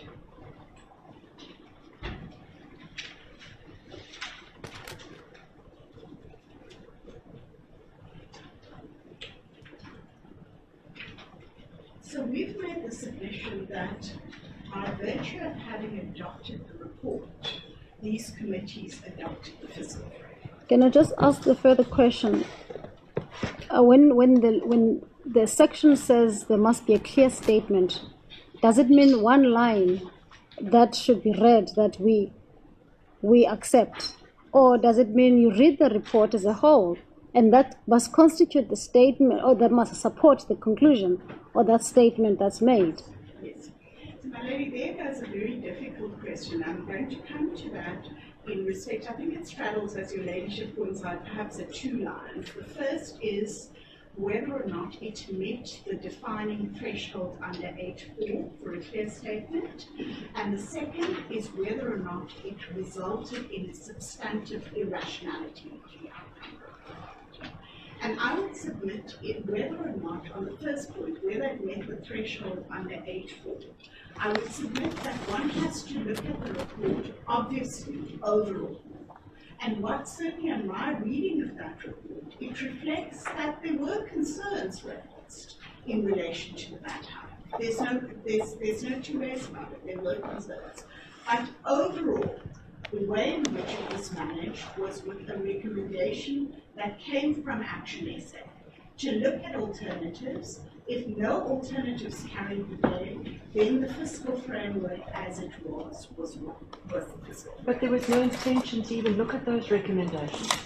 I mean, the Speaker was alerted of the problems, the committee secretary was alerted of the problems the same day, the EFF sent a letter to the Speaker the same day, the DA the next day, to say, look, we've got problems with this report, and it was pushed through to Parliament. There was no intention to engage with the 30 days. So at least on the face of it appears that Action SA naively thought that its strict condition was going to get even the most basic time of day. It was never anybody's intention. The purpose, which was simply to force it through. And if you look at the record, the chairperson of when Mr. Molefe says at 7:47, what are we adopting? Because the report has changed so many times and we haven't seen the report. The chair says, let's proceed. And he wants an adoption. Then when the letters, the same day when the political parties contact the secretary of the committees and say this doesn't reflect what we discussed, The letters are then sent to the Speaker. It's literally pushed through. And what's quite extraordinary is that it didn't have to be. You could have, if the process, the Speaker, your client, could have slowed the whole process down and said, let's make sure we're all on board. We've got a report. This is an issue of national importance to every single person in the country. Let's make sure we're not seen as pushing this through with undue haste, and that we've dealt with all of the concerns that have been raised. But that was not the approach taken. In fact, it was the contrary approach. And one has to ask why. Why is there such a reluctance to engage either with the strict condition or to have the minister consider other options? Why is this no taxation without representation consideration just given short shrift? I can't say anything beyond the fact that the Action SA proposal, as it was sent to Parliament, is what was incorporated into it. If the court is to find ultimately the report read as a whole doesn't meet the clear statement envisaged by 8.4 of the Money Laws Act, then I have to accept that that's the end of it in relation to that report. I think my sister raised an important issue also, that if not all members are on board, meaning not everyone understands what is being voted on at that point, that and then it simply is adopted, does that not taint the process? Yes. So, Marie, that's a particularly difficult issue in relation to politics. And I say that cautiously because if the court is to listen to that record, it's clearly a large part of it is around political posturing. And it does raise the question as to what is the appropriate threshold, the appropriate point at which a chairperson can say, I've formulated the correct question, I've asked it, I've put it to vote. The committee has spoken, and I'm carrying that. And I would submit, and certainly Ms. Pillay, that is one way of looking at it. There's also another way. In particular, if you have regard to all the questions that have been asked by the MKP, Mr. Brian Molefe, Mr. Burke, then it's Mr. Van Rooyen of the MKP again, then Mr. Molefe again. The timestamp here that I've got on the record is 0947, paragraph 114.12. Mr. Molefe said that Mr. Beasley had stated as part of his motion that Action SA did not support VAT and asked whether that was part of what we have just adopted. So there was massive confusion. But why did the chair, as my learned sister has indicated, so adamant and eager to adopt this? For what possible reason? Justices, I can't take it beyond referring the court to what I've said already. I'm not going to go there. The question was pertinently put to the committee as to what was being voted on, and there's a vote that followed. And Justice McCarthy, one might say, I'm having looked at that, well, there was a phase between uncertainty, unhappiness, or whatever it is. But it comes down to the question of what was the question that the chairperson put to the committee, and what was the process around that? On an 8.5-hour long meeting, what happened in hour 4, what happened in hour 5 when it's overtaken by something at a later stage, I submit with great respect ought not to carry today. Do you accept, Ms. Pillay, that the report that was put before the committee and was voted on is not the report that was then placed before Parliament? No, perhaps I'm not being clear, Justice. No, you are making it. It's the physical report that was put before the committee. Yes, but of course, the physical report had been overtaken by the amendments that occurred in that. So, you're saying the report plus amendments was being voted on, although there's no reference to any more than the report is adopted. Yes. So the physical report that was before the committee is not the same report that was placed before Parliament the following day. Yes, because I've explained to the court what the process was in relation to that.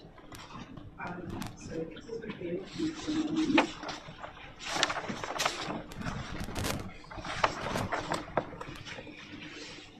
But is that not a problem, that you've got a physical report voted on, which was placed before members of the committee? They weren't recalled to consider an amended report and to then vote on the amended report and determine whether they accept or want to see further amendments in terms of 8.4 to the amended report. But rather, the first report that was placed before them is a vote is forced on that report. That report then has to be amended, because it's not in the form that it was placed before the committee is capable of being put to Parliament, because it doesn't achieve the purpose that 8.4 requires. So even if it was approved, the approved report doesn't meet the requirements of 8.4. So there are a couple of questions your ladyship's put to me there. Let me take it in turn. Question one, as a matter of principle, is there anything objectionable about draft one of the report being put before committee, amendments being effected orally to that draft, and the amendments subsequently being reduced to writing and the written document being put to Parliament? And I would submit with great respect to that process itself, there's nothing objectionable. Is that not fact dependent though? I mean, one can't say as a matter of principle, of course, and I raised that, I think, with Mr. Lukatov, Yes. that certainly there'll be circumstances where an amendment post to votes might be agreed by everybody, and that's fine. Yes. But there'll be other factually where that is not supported. But for the moment, let me just put it, and certainly on the facts of this matter, my submission is there's nothing objectionable about that as a process, and there's no procedural requirement, whether it's in the rules, whether it's anywhere else that our learned friends have pointed to, that hasn't been met by virtue of that process. It then appears to me, Justice Savage, the next question is the report as amended in writing, pursuant to that meeting, does that reflect an accurate amendment of what's actually occurred? And certainly insofar as the proposals by the three parties went, Parliament's explained the WhatsApp messages, the text messages attendant on which those amendments were effected. So my submission is that there can't be any serious challenge that the counter proposals that were put up by the other three parties don't reflect what they had intended for. But Mr. Pillay, the amendment that was proposed by Mr. Beasley Yes. from Action SA, that's not being reflected in the report properly. Why does your lordship say that it's not reflected in the report? Because if you have regard to what they proposed, if you go to paragraph 40 of, I think it's the Speaker's founding papers. The speaker's answering. Answering papers. At paragraph 40, it clearly states what Action SA is proposing. Yes. But that's not being reflected in the final report. That's what's before Parliament. My Lord, if I can draw your attention to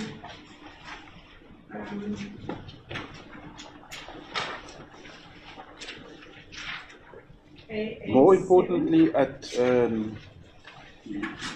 I think it's timestamp 072958, Mr. Beasley clarified that Action SA stands against any VAT and tax increases. Yes. And if the court is to look at that as against 05-366 and 367.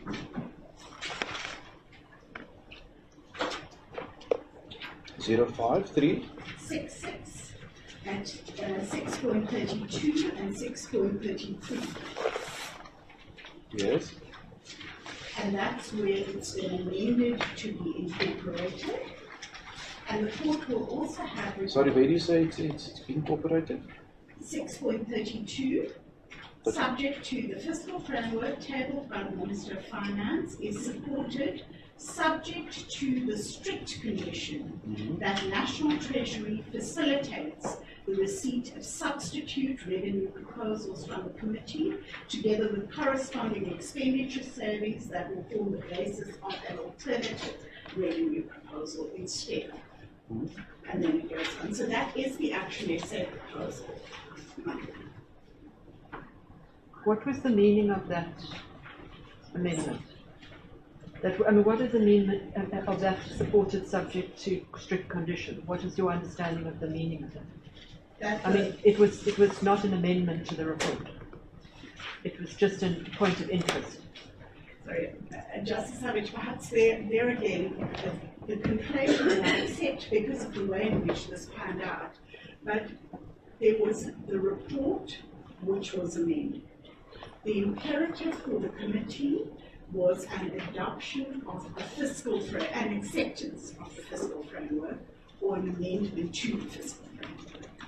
And we've taken the court through in our heads of argument as to the sections in section 6 of that report where the summaries around the fiscal framework has been provided.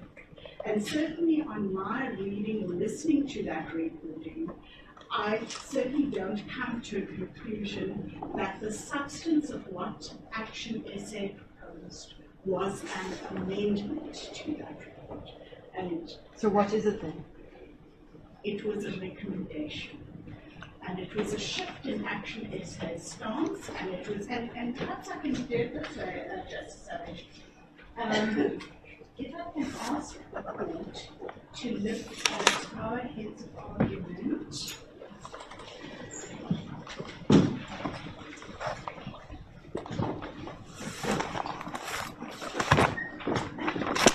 And perhaps my learned friend Dr. points out to me, the EFF's papers, I'm going to ask the court to go there, it says 07-15.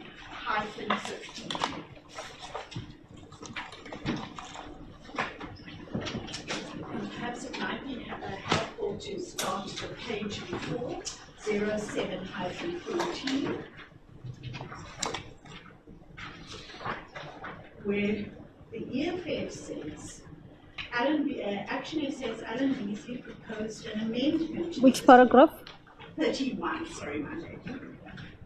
Alan Beasley proposed an amendment to the fiscal framework, which he also texted or caused to be texted to the finance committees, including myself. The recommendation was that the fiscal framework by the minister is amended and it recognized its centrality of time.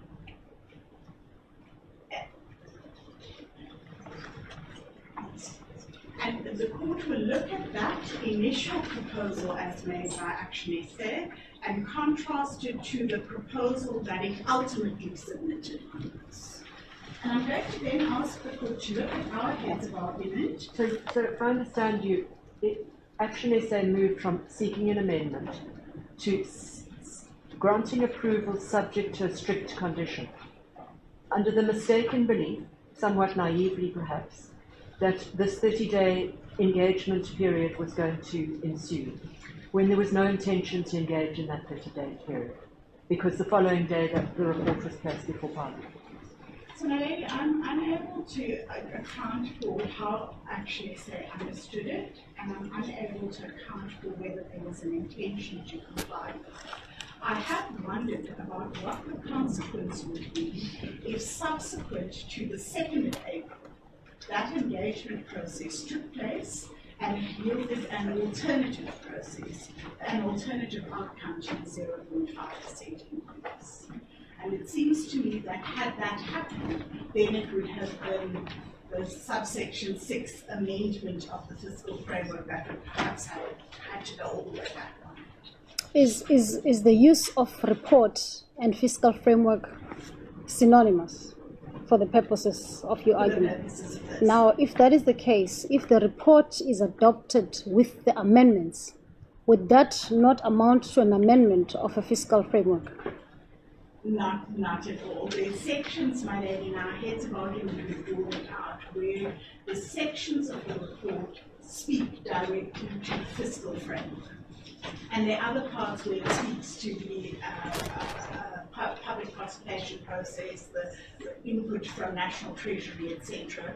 But the submission is an amendment to a report doesn't result in an amendment to the fiscal framework necessarily.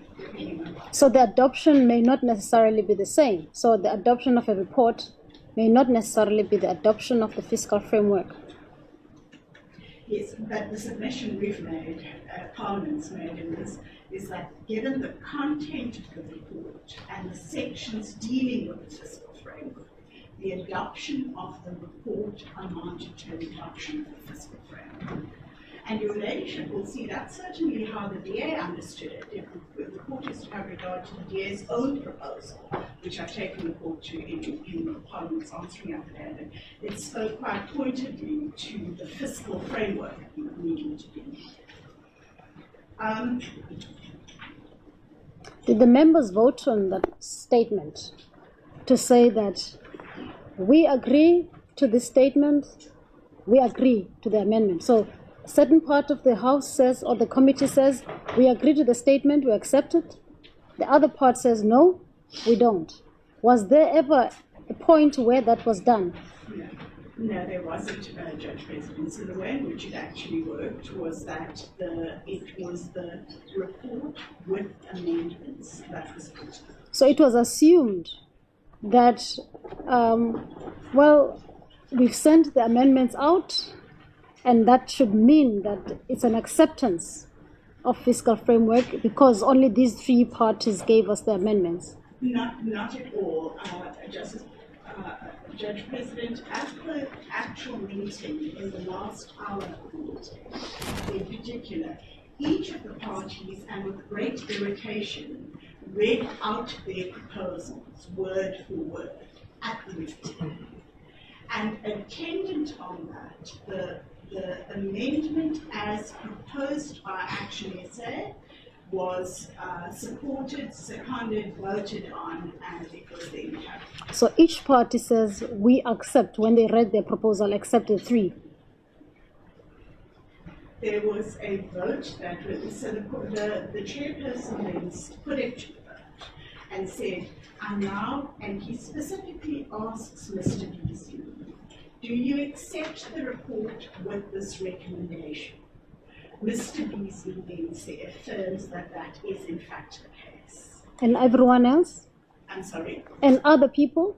And that is then put to the vote, and 6 members, being the majority in the standing committee, then carry the vote on that. But what do you make of the argument that was raised that the proposals or amendments were never shared with the committee members in written form? So Justice Francie, again, we put the various timestamps in the affidavit, but the various amendments as proposed were read out, I don't think once, but twice in the course of that meeting. And so it's correct, there was no written record of what those counter proposals were that were being put forward, but they were certainly read out on my count more than once. And the complaint that the question was never directly posed to the committees whether they accepted or amended the fiscal framework. Yes. What must we make of that? Yes. So that is so the way in which I see it, Justice Francie, it's like this. The agenda to that meeting made clear that it was the report that was to be adopted. Excuse me, that? The agenda to the meeting. Yes. I think it's AA 2.2 to Parliament's affidavit. There was then the draft report, and there was then a vote on the draft report as inclusive of the amendments that occurred. So it's correct, there wasn't a written record of what those proposals were in the meeting. That happened after the meeting when parties were asked to send their written records. But then how can the members apply their minds to the report and vote on it? So, Justice McConaughey, here's the difficulty, and the question does reduce to this. Was it impermissible for those amendments to have been proposed orally and for the adoption of the report to have occurred attendant on those oral amendments? And my submission is there's nothing in the rules or anywhere else that requires otherwise, and therefore there's no unlawfulness certainly arising from that aspect of the process.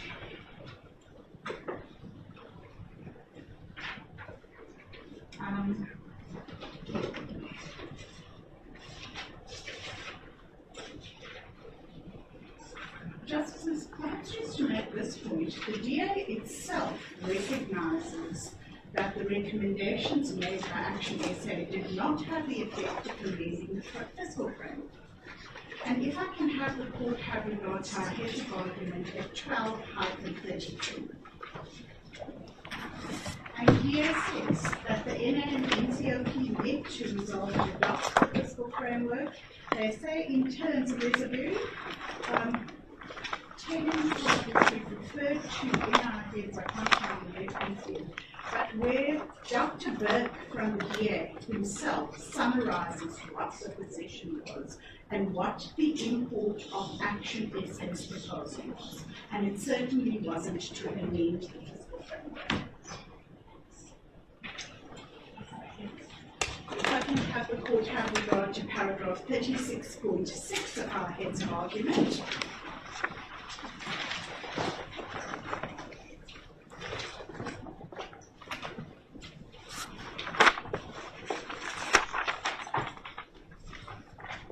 Where we say that the effect of Action SA's stance is that it was accepting the report, which included the fiscal framework. Dr. Burke from the DA understood it as such, and we give the reference to the timestamp. But what's to be made of their express statement that they don't oppose, they don't stand, or they in fact stand against the VAT increase? So that comes to what's the input, and I don't want to play clever lawyer in Justice Savage, but I do want to raise with this what again was the import of the recommendations that were made. And can I have the court go to 12-32 of our heads of argument, where the DA says there was this non-binding at 58.2, non-binding recommendation made by Action SA. The DA says itself at 58.3, that recommendation has no effect. It will not stop the VAT increase from coming into effect on 1 March. But is it not a conditional adoption then? Is it not a conditional acceptance by the Action SA, at the very least, that this strict condition be complied with? Well, part of the difficulty, Justice Savage, is what then is the consequence of that so-called conditional adoption? Or can it be said that there's an acceptance? And my submission is that provided, and again I don't want to repeat myself, but provided there was the condition of alternatives being looked at, and that would either happen or it wouldn't happen, but the point was that Action SA specifically shifted from saying it wanted to amend the fiscal framework to saying it was accepting the fiscal framework subject to his proposal being carried. But Ms. Pillay, you would accept that there was confusion at least? I'm not sure there was, and Judge President, I think it's tempting to say there was when one listens to that recording, yes, and one takes piecemeal snippets out of the recording. But when one gets, and we've given the court the timestamp of where Action SA's proposal was framed by the chairperson, there was confirmation sought as to what its import was, and it was put to the vote. And I would submit that given that both the DA and the EFF understood it as such, the EFF spots we refer to paragraph 60 of our heads of argument, where it too says that it was a non-binding recommendation. And so what this court perhaps is left with is this question: can it be that the non-binding recommendations as put up by Action SA have the effect that it doesn't have the effect of amending the fiscal framework? But what if Action SA and all the rest of the parties that voted in favour of it was of the view that in fact it is binding? Well, that's not the case that, with great respect, that the court has before it. The court has two parties challenging it, and both those parties proceed from the premise that it's nothing more than a non-binding recommendation. And who knows if that there were different challenges to it on different bases, but the submission is on the basis of a non-binding recommendation. It cannot be said that in substance the effect was that it wasn't a clear statement of having. But there must have been some confusion, because if one read the records and the conversation, it's quite clear that Mr. Beasley, who proposed the recommendation, if I can put it that way, he himself says he's against the increase of that. Yes. I mean, so what must we make of that? So my lord, I expect that he does say he's against it. Mm-hmm. But of course, if he's against it to the extent that he didn't support the fiscal framework, then his initial proposal of having sought an amendment to the fiscal framework would have been the course to carry the day. And I accept, I've listened to that video recording many times, and there are many points at which parties say, well, we don't know what we're voting for, etc. And I submit with great respect that when the chairperson asked Mr. Beasley to confirm what it was, and he framed the question for the vote in the terms that he did, there could have been no confusion. I'm not so sure. From where I'm sitting, I'm just saying Your first. Yeah? All right. Are you about to finish? I wanted to ask you a question on the relief sought. Because in paragraph 9 of your heads, you say that the adoption of the report is neither a prerequisite nor a part of the minister's announcement to increase the VAT rate. The minister derives power to increase the VAT from Section 7.4, acting pursuant thereto. He made an announcement on 12 March, well before the parliamentary processes. In the circumstances, there is simply no basis that the order sought in relation to the Finance Committee. There's no basis for those orders, and that ought to be the end of the matter. That's what you say. The two questions is, what is the purpose of Section 8 processes if there is an unhinged power for the minister to go ahead? Perhaps let me put it this way. It's a question I've grappled with long and hard. I don't purport to have a clear answer to it, but justices, I've reasoned it in this way. Can I ask the court to go to the Money Bills Act and Section 7.1? Section 7.1.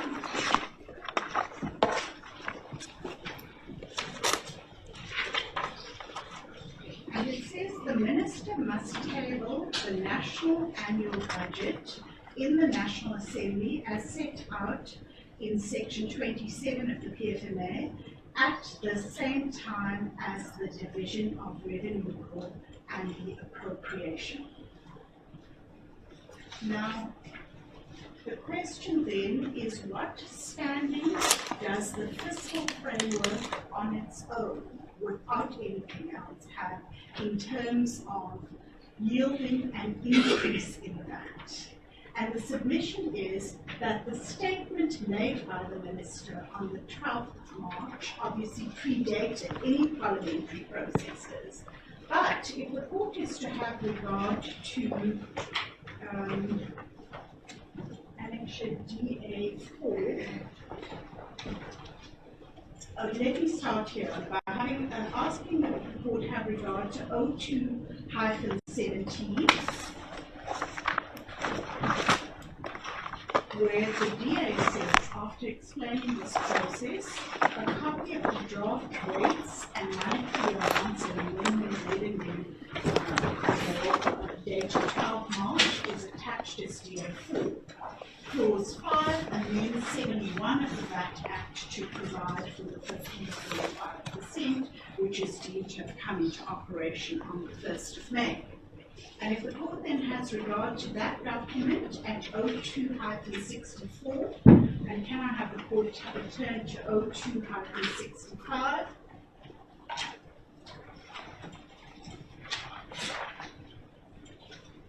when one looks at the long title, it says, fourth line down, to amend the Value Added Tax Act so as to amend rates of tax and to amend Schedule 2 of that Act. And then the court will have regard to 02-67 and 02-68, where the amendments to Section 7 of the VAT Act are in fact effective. And so the submission is, Judge President, it's not an easy answer, but certainly on my reading of it, the Minister makes the statement. The statement then follows as per what Section 7.4 of the VAT Act says it does. But on the facts of this matter, the statement doesn't operate in a vacuum. The statement must be tabled together with a statute. That statute was tabled as a draft or whatever it is on the 12th of March, and it is the statute that gives the teeth to the increase. And so certainly the way in which I have it is that the Minister's statement up until the point at which the statute is adopted then carries the day, and that must be the consequence of 7.4 as it stands, and provided the statute is then carried, or whatever happens with the statute, that would then result in the process. I know you are abiding on the issue of constitutionality, or rather on the attack against the minister's decision. But I just wanted to ask a question that we've asked to the minister, that if Parliament is not happy with the increase and it imposes or it amends the fiscal framework by introducing its own increase after assuming that the process is followed properly, and then it's tabled, and at the tabling, the adoption of the report is with the amendment to 0.4, which is a number that we debated around. Now, and the minister comes back saying, no, I don't agree. The announcement goes through. Is that what is the situation? What would carry the day? I must be careful to stay in my lane, but in direct response to the court's question, I would make the submission. So doesn't that interfere with the broad powers of the legislature? I know that's not your terrain, but now you are the legislature standing there, and so at least you can give us an answer on that issue. Doesn't that constrain the powers of the legislature in this instance? I do see it as that, Judge President, and I see it in the following way. Section 7.4 of the VAT Act gives effect to the minister's announcement. Isn't that problematic potentially? Judge President, you're drawing me into terrain that. But yeah, as the legislature, I mean, obviously, I know that you haven't prepared on this point because that's not the point that you had. I would submit that when one is engaging with the challenge of unconstitutionality and a potential overreach of 7.4 as regards the minister's powers, one would have to have careful regard to what the purpose of that power is, what the duration for the exercise of that power is, and what is the effect of that power if there were to be a statute like DA4 that were to be adopted in the scheme. I think the second reason why I'm asking the question is based on the fact that if we set aside the resolutions and the reports and we remit it to the committees to start afresh, whether it will have any impact on its own on the decision of the minister. I wondered about that, Judge President, and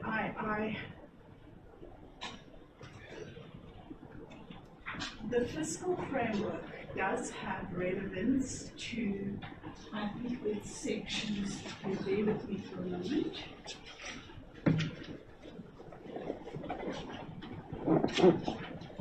Sections 9, 10, and 11 of the Money Laws Act.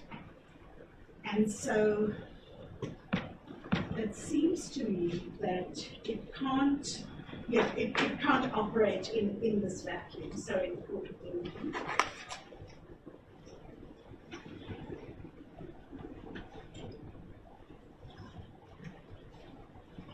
I'm asked, the court's aware, and I drew the court's attention to sections 9, which deals with the division of revenue bill, section 10, which deals with the appropriation bill, and 11, which deals with the passing of revenue bills, section 11A, for instance. And the court will also have regard to 8, 9 of the Act itself, which says any amendments to the division of revenue bill, the revenue bills, or the appropriation bills must be in accordance with the estimates of revenue and expenditure, excluding statutory expenditure, etc., etc. So they're not all interrelated. Is there not an interrelationship then between the annual budget and the fiscal framework and all these various pieces of? So part of the difficulty, Justice Savage, is that I don't read the power given to the minister in 7.4 of the VAT Act to be reflective of this interrelationship. I read that as a circumscribed and definitive power given in relation to VAT rate, and I read other processes as in relation to division of revenue, etc. that it would be correct. All right, my last question, and then, of course, if my colleagues don't have enough, is that I'm just going to the EFF's issue, that Parliament had responsibilities beyond what it actually did to engage with the actually revenue proposals and the fiscal framework by the minister, not simply to say, well, that's the minister's role, and and then that's where the constitutional challenge, if I were to put it that way, or that's where the implication of the Bill of Rights is put in. That you can't on the one hand say we are so concerned, but yet just leave it like that and say, well, that's the minister's role.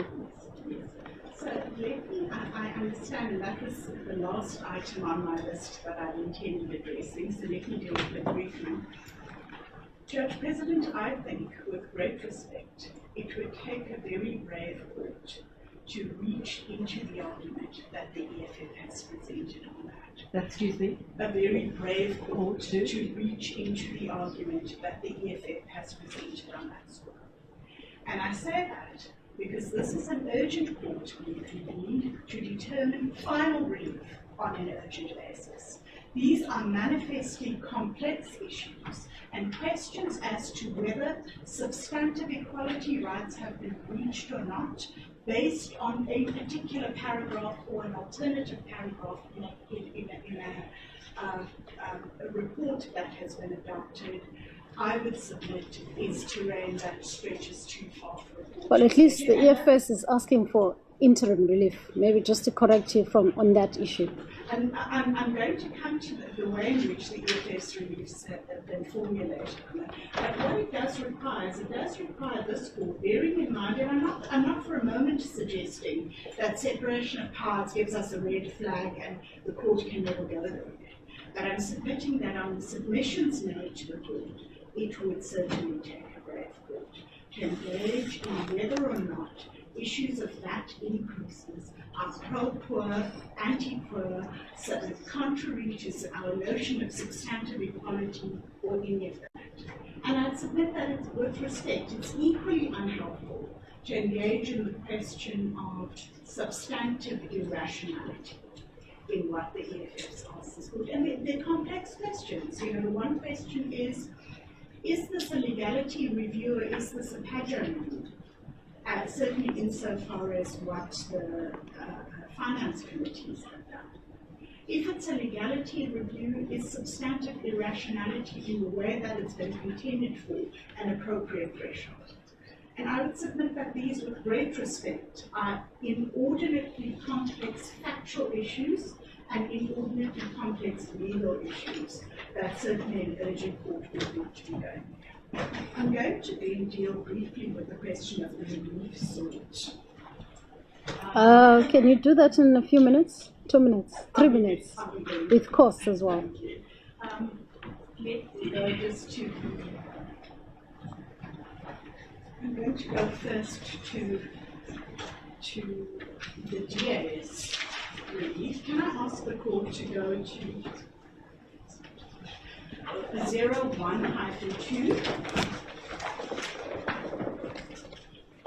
And the court will see that what's being challenged by the DA are the resolutions of the NA and the NCOP to accept those reports. And what they're asking is that they be implemented. Now, I've already made the submission, and we've made it in our heads of argument as well. This is not a question of multi-layered decision-making. The principle is overkill. The committee had to accept the report, or it had to accept the fiscal framework, or amend it. The committee did just that. It accepted it. When it came through to the NA and the NCOP, it wasn't for them, and in spite of the letters from the DA and from the EFF, it wasn't for the NA to question the lawfulness of what has been presented. The NA was entitled to take the report as it was and to look at it and put it to vote. And I submit that ought to be the end of the matter. But in any event, even if could the NA amend the report? certainly not on my reading of the statute, Judge President. And I tell you why. If I look at 8.6,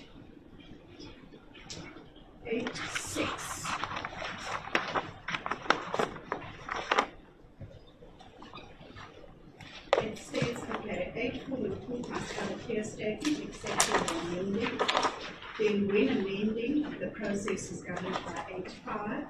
And then it says, if the report includes amendments to a fiscal framework or revenue proposals, then these are the things that must happen around it.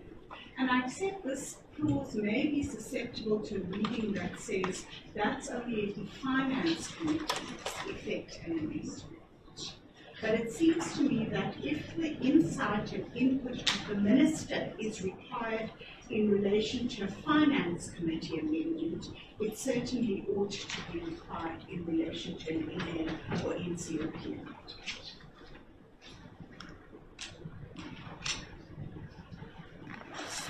And so we submit that simply on Odicrol, our learned friends ought not to come home on the basis of Pratt 2. In any event, even when one looks at the processes followed at the committee, they're by no means a perfect process, but there's been nothing to suggest that any rule, any provision was not followed in the process adopted. And What is the legal consequence of that report, the legal effect of that report by the committee? So our learned friends try and shoehorn it into the space of recommendations or investigations that are given in the context of multi-stage decision-making.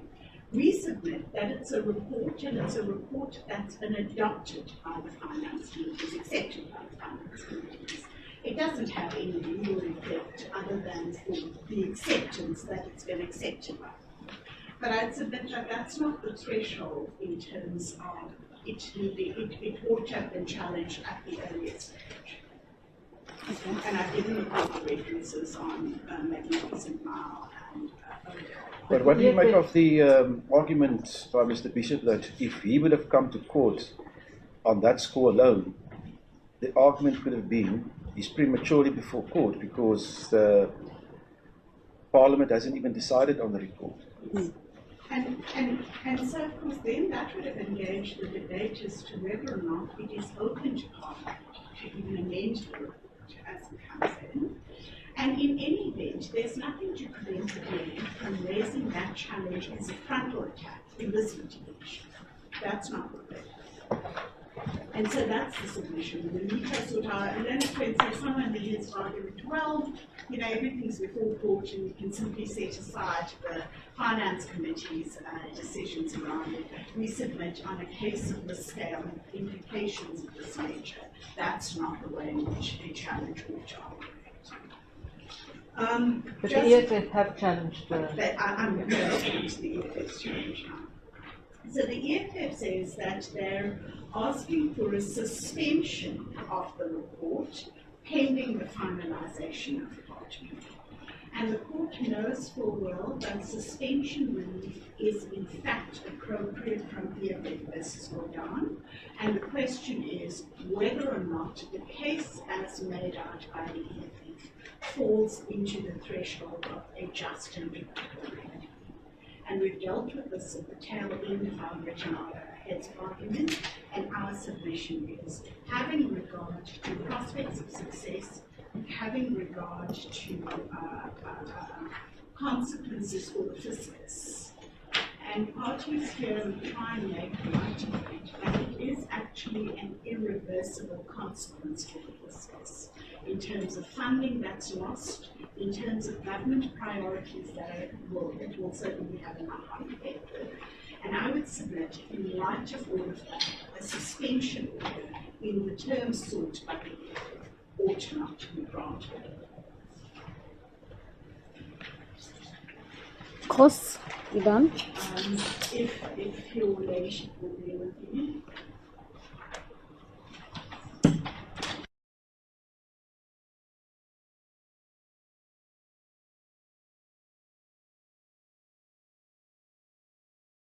Much of this case has been framed on after-the-fact statements that have been made.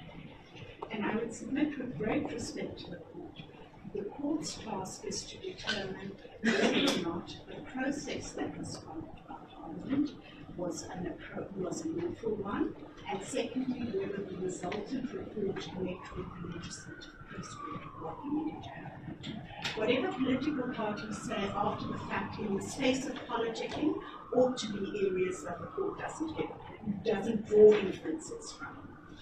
And on the question of costs, members of the board, that's something that Parliament will abide. The case law is what it is on it, and we will leave it in the court's hands. All right, thank you. Those are my submissions. I'm indebted. Thank you, Ms. Pillay. Mr. Bishop, Yes. how much time, what agreement have you come to with the EFF? Should we give you 15 minutes each? I'm going to have 20 minutes. 20 minutes? And my learned friend is going to have 10. 10 minutes, okay. We'll hold you to that. Hopefully I'll be less. Please. Thank you. So I wanted to start with an important issue that had the attention of the court and which cuts across both parts of the case, which is how does the fiscal framework affect the minister's announcement to increase the VAT rate under Section 7.4? And so this could come up in two situations. The one is the one the court has been debating. If Parliament had adopted a different VAT rate, the 0.4, what would that have done to the VAT increase? Or if this court sets aside the fiscal framework, but doesn't say anything specifically about the VAT announcement, what would the consequence of that be for the increase in VAT? And our view on this one issue, we agree with the Minister and with Parliament about the effect of Section 7.4. Because the way we read it, the last part of Section 7.4, so this is on page 2 of that bundle, it says that alteration will be effective from a date determined by the Minister in that announcement and continues to apply for a period of 12 months from that date, subject to Parliament passing legislation giving effect to that announcement within that period of 12 months. So our view is that it will come into effect even if the fiscal framework rejected it completely or adopted a different one. It will still come into effect on the date of the announcement. We say that for two reasons. The first is that it permits the Minister to announce a date before the fiscal framework. So he makes the announcement on the 12th of March. He could have said it will come into effect on the 13th of March, long before Parliament will get to the fiscal framework. Nothing in Section 7.4 prohibits him from doing so. It's not linked to the Money Bills Act. And the second reason is because Section 7.4 refers to passing legislation, not just Parliament by resolution accepting, which might fit with the fiscal framework. So your legislature presiding called it an unhinged power, and we agree with that. We submit that this is part of the reason why Section 7.4 is unconstitutional, because it comes into effect and Parliament cannot stop it except by amending Section 7.1. So that is our view, and that's why we submit we're entitled to the relief we seek against the Minister, because Section 7.4 is unconstitutional, and this permits immediate, irreversible imposition of a tax. But we agree that it would be better if Section 7.4 was linked to the fiscal framework. You'll see in the letter that my attorneys wrote to the Minister of Finance, I think it was on the 18th of March, it's DA6, it appears at page 02-86, that we put this position to the Minister and to the Commissioner. And what we say is, surely, if Parliament rejects the VAT increase in the fiscal framework, obviously you must accept it won't come into effect. We never received an answer to that letter from either the Minister or the Commissioner. But we put that to them. And we said, because substantively, purposively, surely that must be the position. It doesn't make democratic or constitutional sense. But we don't think it is the position, because it's not compatible with the text. And the way to fix the problem is to declare the section unconstitutional, not to give it a reading the text cannot bear. But if we're wrong, and the court is with my learned friend Mr. Kaitobi, and it says that the two are linked, and if the fiscal framework doesn't adopt the VAT increase, then the VAT increase cannot come into effect. Then the hypothetical question the court has been debating about if Parliament adopted the 0.4% doesn't arise. What arises is if this court sets aside the adoption of the fiscal framework, either interim or final, but either way, it suspends it or it sets it aside, but it doesn't say anything separate about the VAT increase. What is the consequence?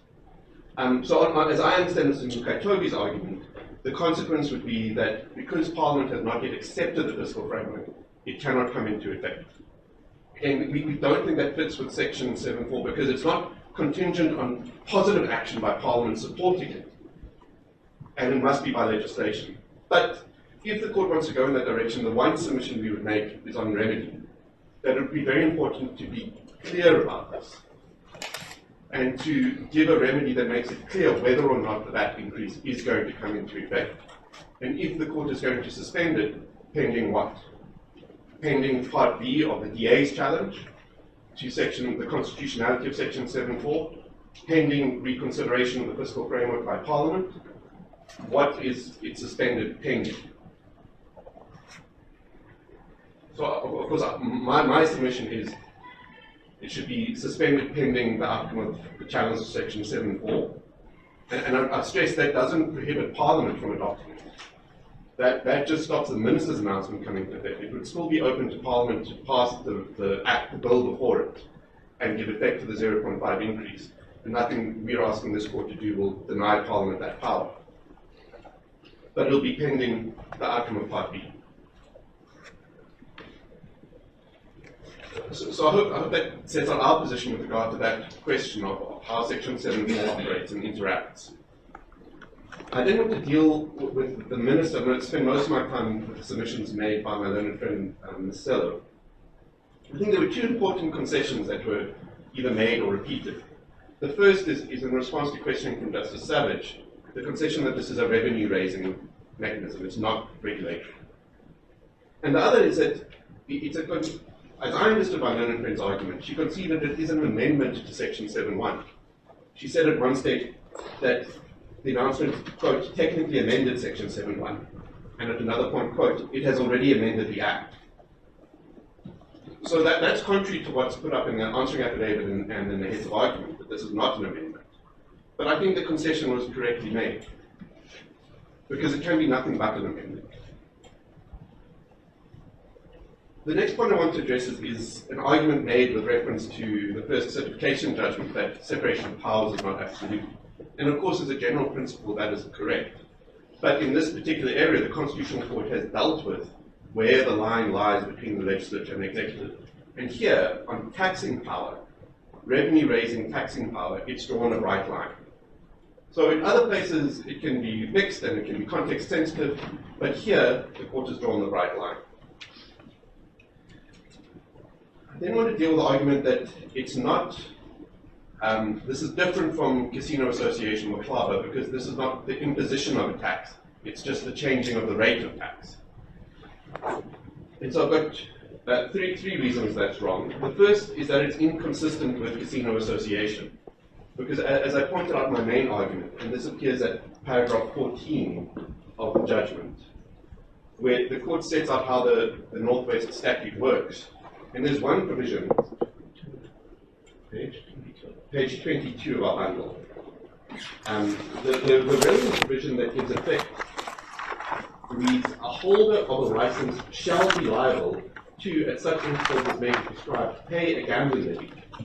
which shall be calculated on such basis and at such rate as may be prescribed. So it imposes the obligation, shall be liable for a levy. That's in the Act. And then the Act allows the minister to set the rate, which is exactly the same as what we have here. Yes, there is also a percentage in the legislation, but the minister is given unlimited power to change it. He can change it 1 year to 0%, the next year to 16, the next year to 13. It's almost virtually the same as a power to just set the rate. And so it's substantively identical to casino association. So that's the one issue. The second issue is if one looks at the test, the way that the Constitutional Court has framed it, and I refer the court particularly to Shuttleworth at paragraph 42, where the court says, it is the people through their duly elected representatives who, quote, who decide on the taxes that residents must pay. And then it says, an executive government may not impose a tax burden or appropriate public money without due and express consent. So it's not about imposing a new tax. That's never the language that's used. So, oh, well, you can change taxes, but you may not impose an entirely new tax. It's about decide on the taxes residents must pay and the tax burden. And if you're increasing the rate, you're increasing the tax burden. You're changing the tax burden for residents. The final reason that this distinction makes a difference is it's inconsistent with the underlying principle. The principle, the reason the court has established this rule is no taxation without representation. And I think that quote, I think, goes back to the Boston Tea Party, and I think the revolutionary Americans would be quite surprised and said, well, as long as King Charles is not imposing a new tax, you have nothing to complain about. Because he's just increasing the rate, that's fine, as long as he isn't imposing a new tax. People are upset about taxation without representation because they have to contribute more to the common welfare without feeling that they've been heard by their representatives, that their voice has been heard. And that is the case whether it's an increase, a decrease, or a new tax.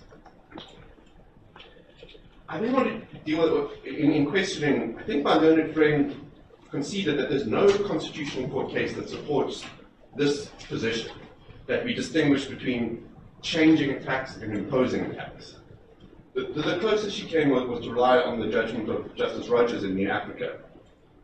And there's a part there where he lists various sections, including section 7.4. But as the court pointed out, that reasoning was not adopted by the majority. It's inconsistent with the majority. And you've got to read with Casino Association or Club that were unanimous and come after New Africa.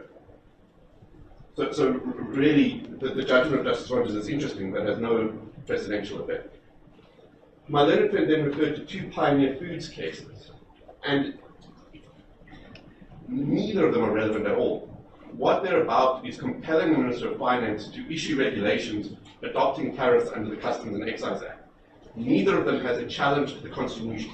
So they're trying to give effect to the delegation power. They're saying, Minister, you must use this power that has been delegated to you. Neither of them have a constitutional challenge to the legality of that delegation to the Minister. So they're completely irrelevant. They don't engage this issue at all. And so in these circumstances where there's clear, recent, repeated constitutional court authority that supports the DA's case, and not a single judgment that supports the Minister's case, we have at least shown reasonable prospects of success in Part B, at a bare minimum. I would say we've shown very strong prospects of success. That brings me to the argument about the meaning of subject to, and the fact that there's some form of parliamentary oversight in the reference to Zansi and Morowane. So, as I understood the Minister's position, he accepts that until legislation is passed, the announcement will be in effect. That from the date that the Minister chooses, until legislation, the VAT rate will change as the Minister decrees. And there's nothing that can be done about that. It can never be reversed, it can never be changed by Parliament during that period. And so, to the extent there is some oversight, it can only be oversight from that point onward, because it's impossible for Parliament to undo what the Minister does. So that's not really oversight, that's just saying, well, you can stop it at a point, at some point, if you act. But it's not oversight because it doesn't require approval to come into effect. It comes into effect without approval and as we discussed earlier, even contrary to Parliament adopting a fiscal framework excluding it. So even if Parliament expresses its democratic will and says we don't want an increase, it will still come into effect. That's not parliamentary oversight. The argument was then made that Section 4 is constitutional because it affords Parliament the power to stop the increase. Parliament doesn't need Section 7.4 to give it that power. Parliament always has the power. The Constitution gives it the power to change the law. It doesn't need to enact the statute to give itself the power. So it's meaningless to say Section 7.4 gives the Parliament always has the power to change the law. What that really is a concession that what the Minister is doing is lawmaking. Lastly, to deal with the Minister, I want to deal with the issues about the costs or the dangers of suspending the VAT increase. So the one that was mentioned is if we don't get the 13 billion, that will increase the risk that we'll need to borrow money, might increase the cost of borrowing money. This is merely asserted in the answering affidavit. It's just stated in one or two paragraphs. No explanation is given, no details at all about how losing just 0.1% of revenue is going to create any real problem for borrowing. And importantly, the argument about the lack of revenue is not a cash flow problem. The Minister doesn't say, we are running out of money in the National Treasury. We need that which we collect monthly. We need that to pay now. I can't pay doctors and teachers next month unless I get that. That's not the argument. There's no fiscal cliff which has to be filled by the immediate collection of that. When he says there's a deficit. But it's a yearly deficit. So it's a deficit that's going to occur if we don't collect 13 billion. We spend the amount that he's proposed, and we don't find some other way to collect the 13 billion. By the end of the year, we will run out of money. But he's not saying we're going to run out of money today or on the 2nd of May. That case is never made in the answering affidavit. So there is time to fill the 13 billion rand hole, either by reducing expenditure or finding alternative revenue.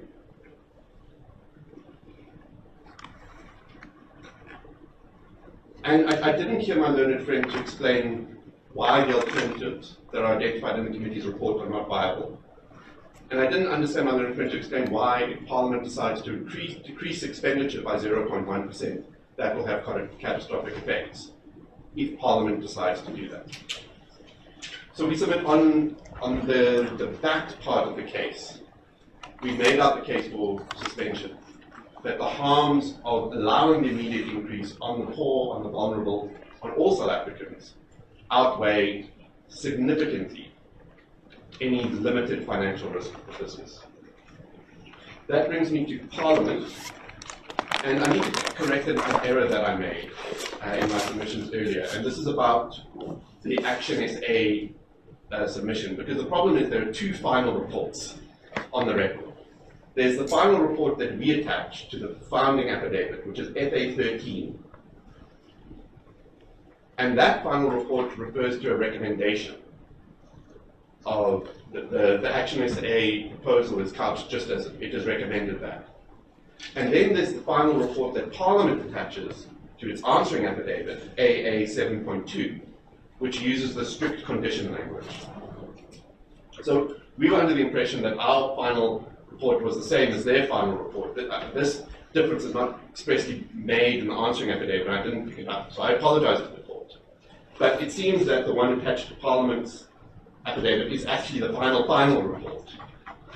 And that does have the strict condition language that was the language used by Mr. Beasley in the committee meeting.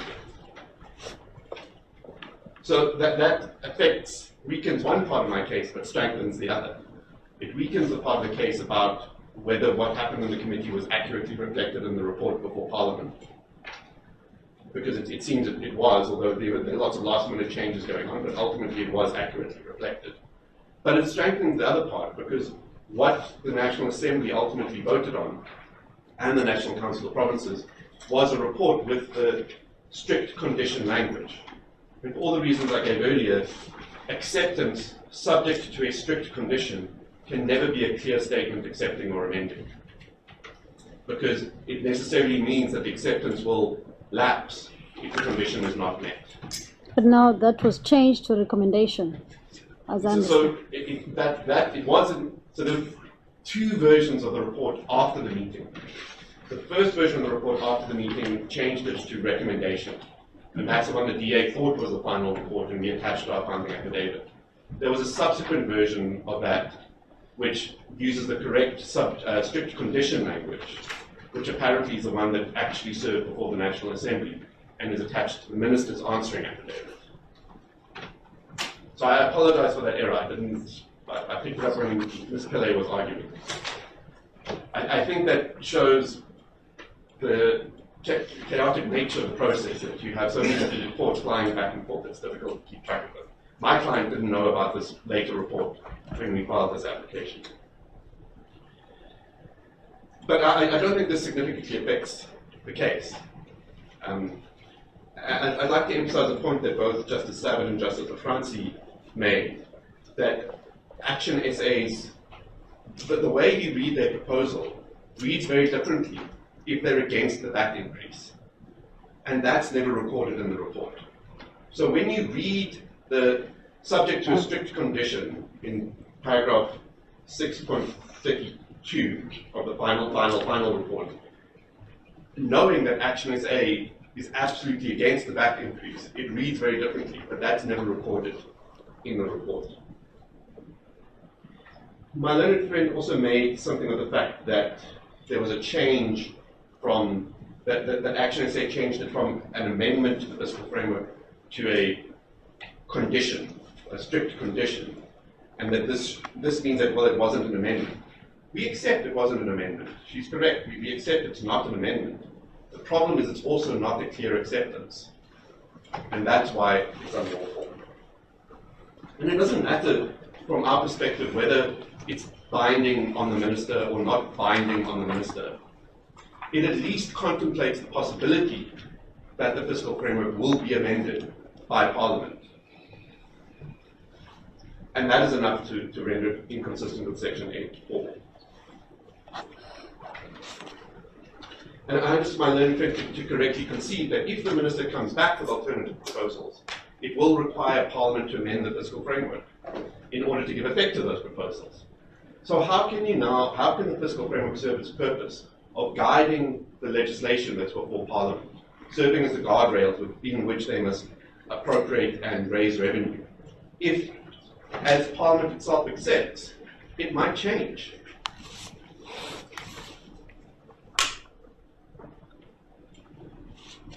The last point on the question of whether we have to challenge the committees. I understood my learned friend to concede that the committee's reports had no legal effect. If they had no legal effect, then Odecrawl doesn't apply to them. They don't have to be set aside because they have no legal effect. There's nothing to set aside. And that's exactly why they are part of a multi-stage decision-making process.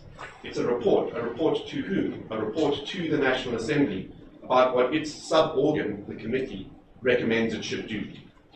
And it is only when the National Assembly or the National Council of Provinces adopts the report, which must have a clear statement accepting the fiscal framework, that Parliament adopts the fiscal framework. And that has the legal effect of triggering the next step in the budget process. Can Parliament amend it, the report? Yes, it can. Parliament can always amend reports of its committees. And Parliament could also have sent it back to the committee. Parliament, it can do that all the time. Committees are part of Parliament, they're not some separate entity. So its choice was not accept or reject, because what happens if it rejects the committee's report? What then? Rejection means we're going to send it back to you. So it could either change it itself and adopt its own version, or it could send it back to the committee and say, we don't think this has a clear statement. Please amend it, come back with a clear statement that we can vote on. Okay. All right, your time is up, Mr. Bishop.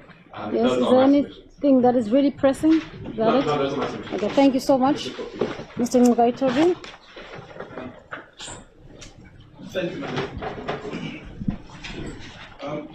I have 5 topics, but I will be very, very brief on all of them.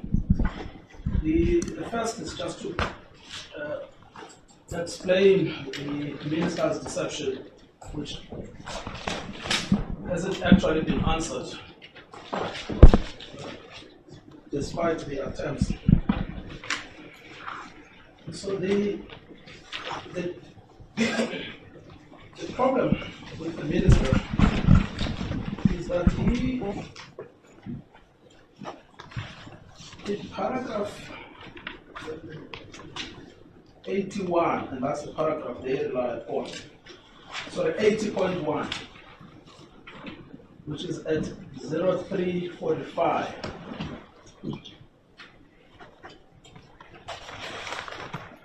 So he first refers to what the EFF says at paragraph 99 to 100. Because he says the EFF says that my decision was unconstitutional because I acted with deception and dishonesty. The basis for this appears to be an accusation that I gave the public the impression that the VAT rate increase could still change, even though I allegedly knew it would not.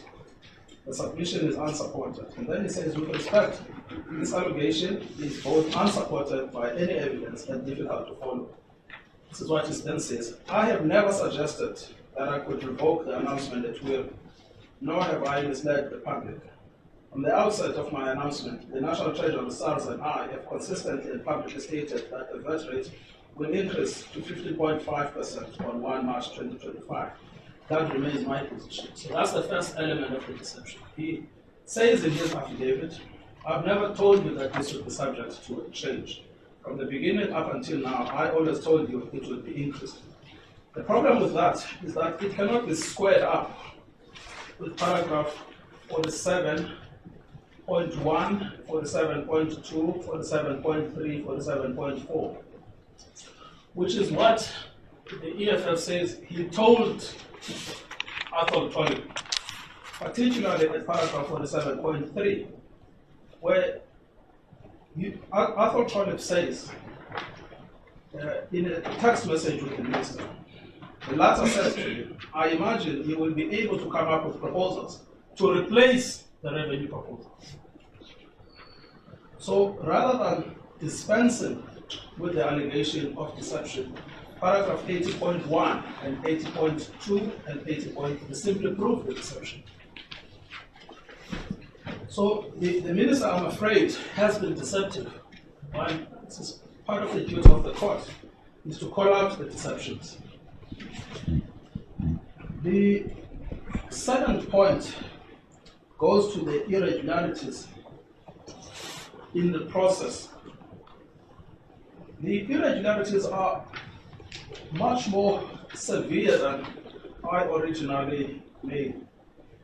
The final version that was put before Parliament, the DA said it was Annexa 13, but it turns out not to be Annexa 13, it's Annexa 7.42. But the last paragraph of that shows the problem, because the last paragraph of what is contained in the Parliament's report is not reflected as an Action SA proposal. It's reflected as a committee proposal. So the committee adopted it word for word. And the last part of it says, furthermore, the committee recommends that the alternative revenue proposals and expenditure savings to balance the 28 billion shortfall. Then it says, which must effectively suspend the proposed increase, be finalized and submitted by the committee to process within 30 days for consideration and adoption of this report by the House. So they themselves say these revenue proposals must effectively suspend the proposed increase. Which page are you on in the report? This is a good question. 05366 and 05367. So the paragraph of that report, that's the final report that went to Parliament, is 6.33.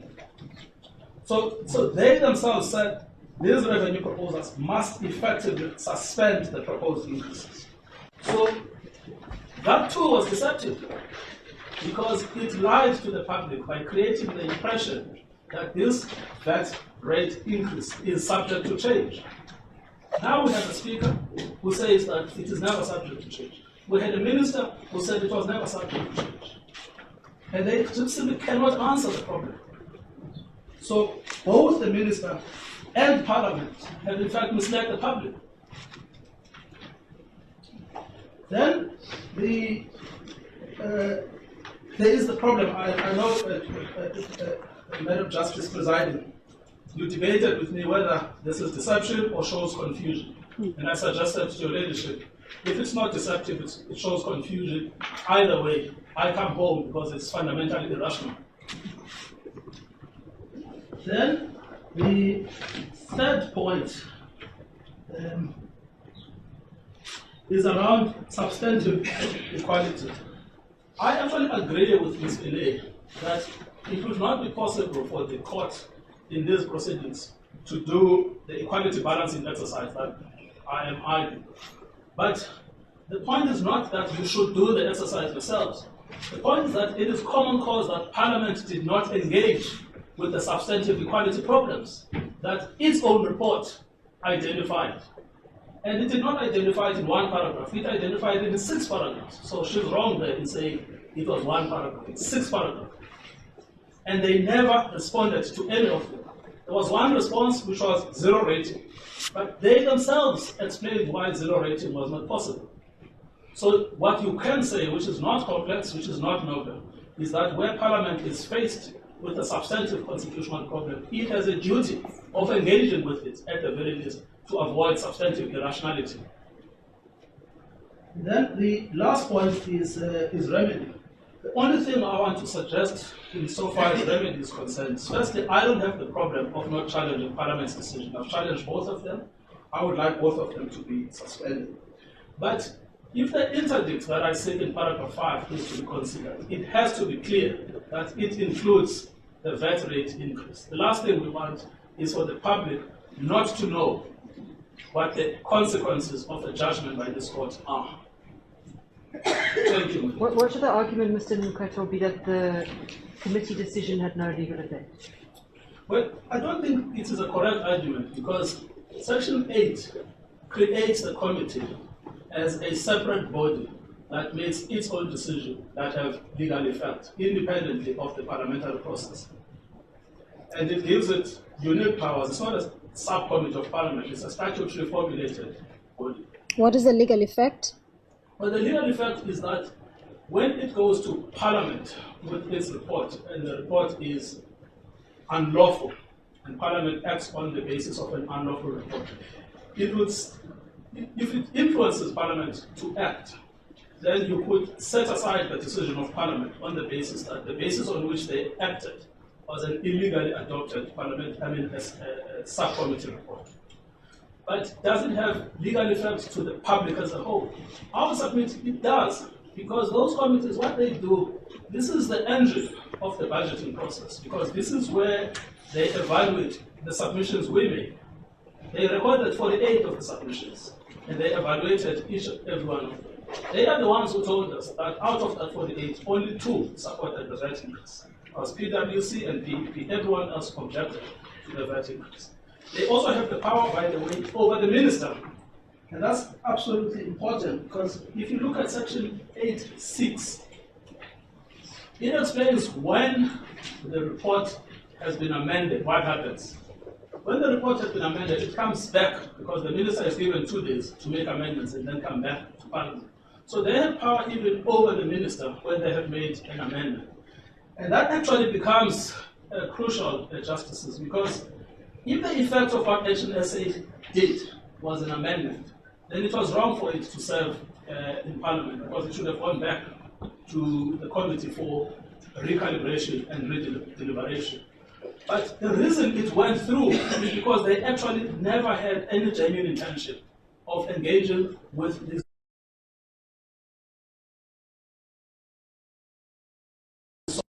Thank you. So you're saying because of the effective amendment, it should have gone to the minister first. Yes. And the minister responds, and then that response is debated and discussed, and then it goes back to the committee before it goes to... That's the 2-day response. That's the 2-day response.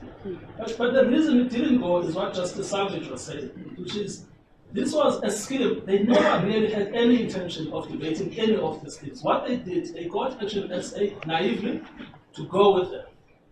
And once they procured that vote, then they decided, let's run this thing through. Now, there is a fundamental problem with this. Public power should not be procured by deceptive means. If a parliamentarian had been bribed in order to secure their vote, that invalidates the vote. That applies equally to a vote that's procured through deception. So the section says 8.6. If the report includes amendments to the fiscal framework or revenue proposals, amendments to the revenue proposals must comply with section 11.3 of this Act. The minister must be given at least 2 days to respond to the report, and any proposed amendments prior to the submission of the respective reports to the House. And C, the respective reports of the Committee on Finance must include the responses of the minister. So you now have a 3-stage. Minister responds, goes back to the committee, and then it goes back to Parliament. Okay. I just want to ask this last question from my side. You said that you agree with Ms. Pillay that it's not the court that has to engage with the test of whether or not that increase should have been done or not, should have been effected or not. But what you're asking is that the court should look at the duty that Parliament had to engage with this issue. Is that the case that's been pleaded by the EFF? Yes, in fact we argued it, not just pleaded it. Okay. But it's certainly the case, both pleaded and certainly in the founding and in the reply, we complained a lot about sort of Parliament's poo-pooing of the equality programs that is created. In the reply, we even attached a full paper by a learned person from the EFF who's an economist. And we argued it in full in the papers, but it's split. All right, we're just going to ask for a few minutes. We're just going to adjourn for just 2 minutes, and we'll come back just now. Court adjourns.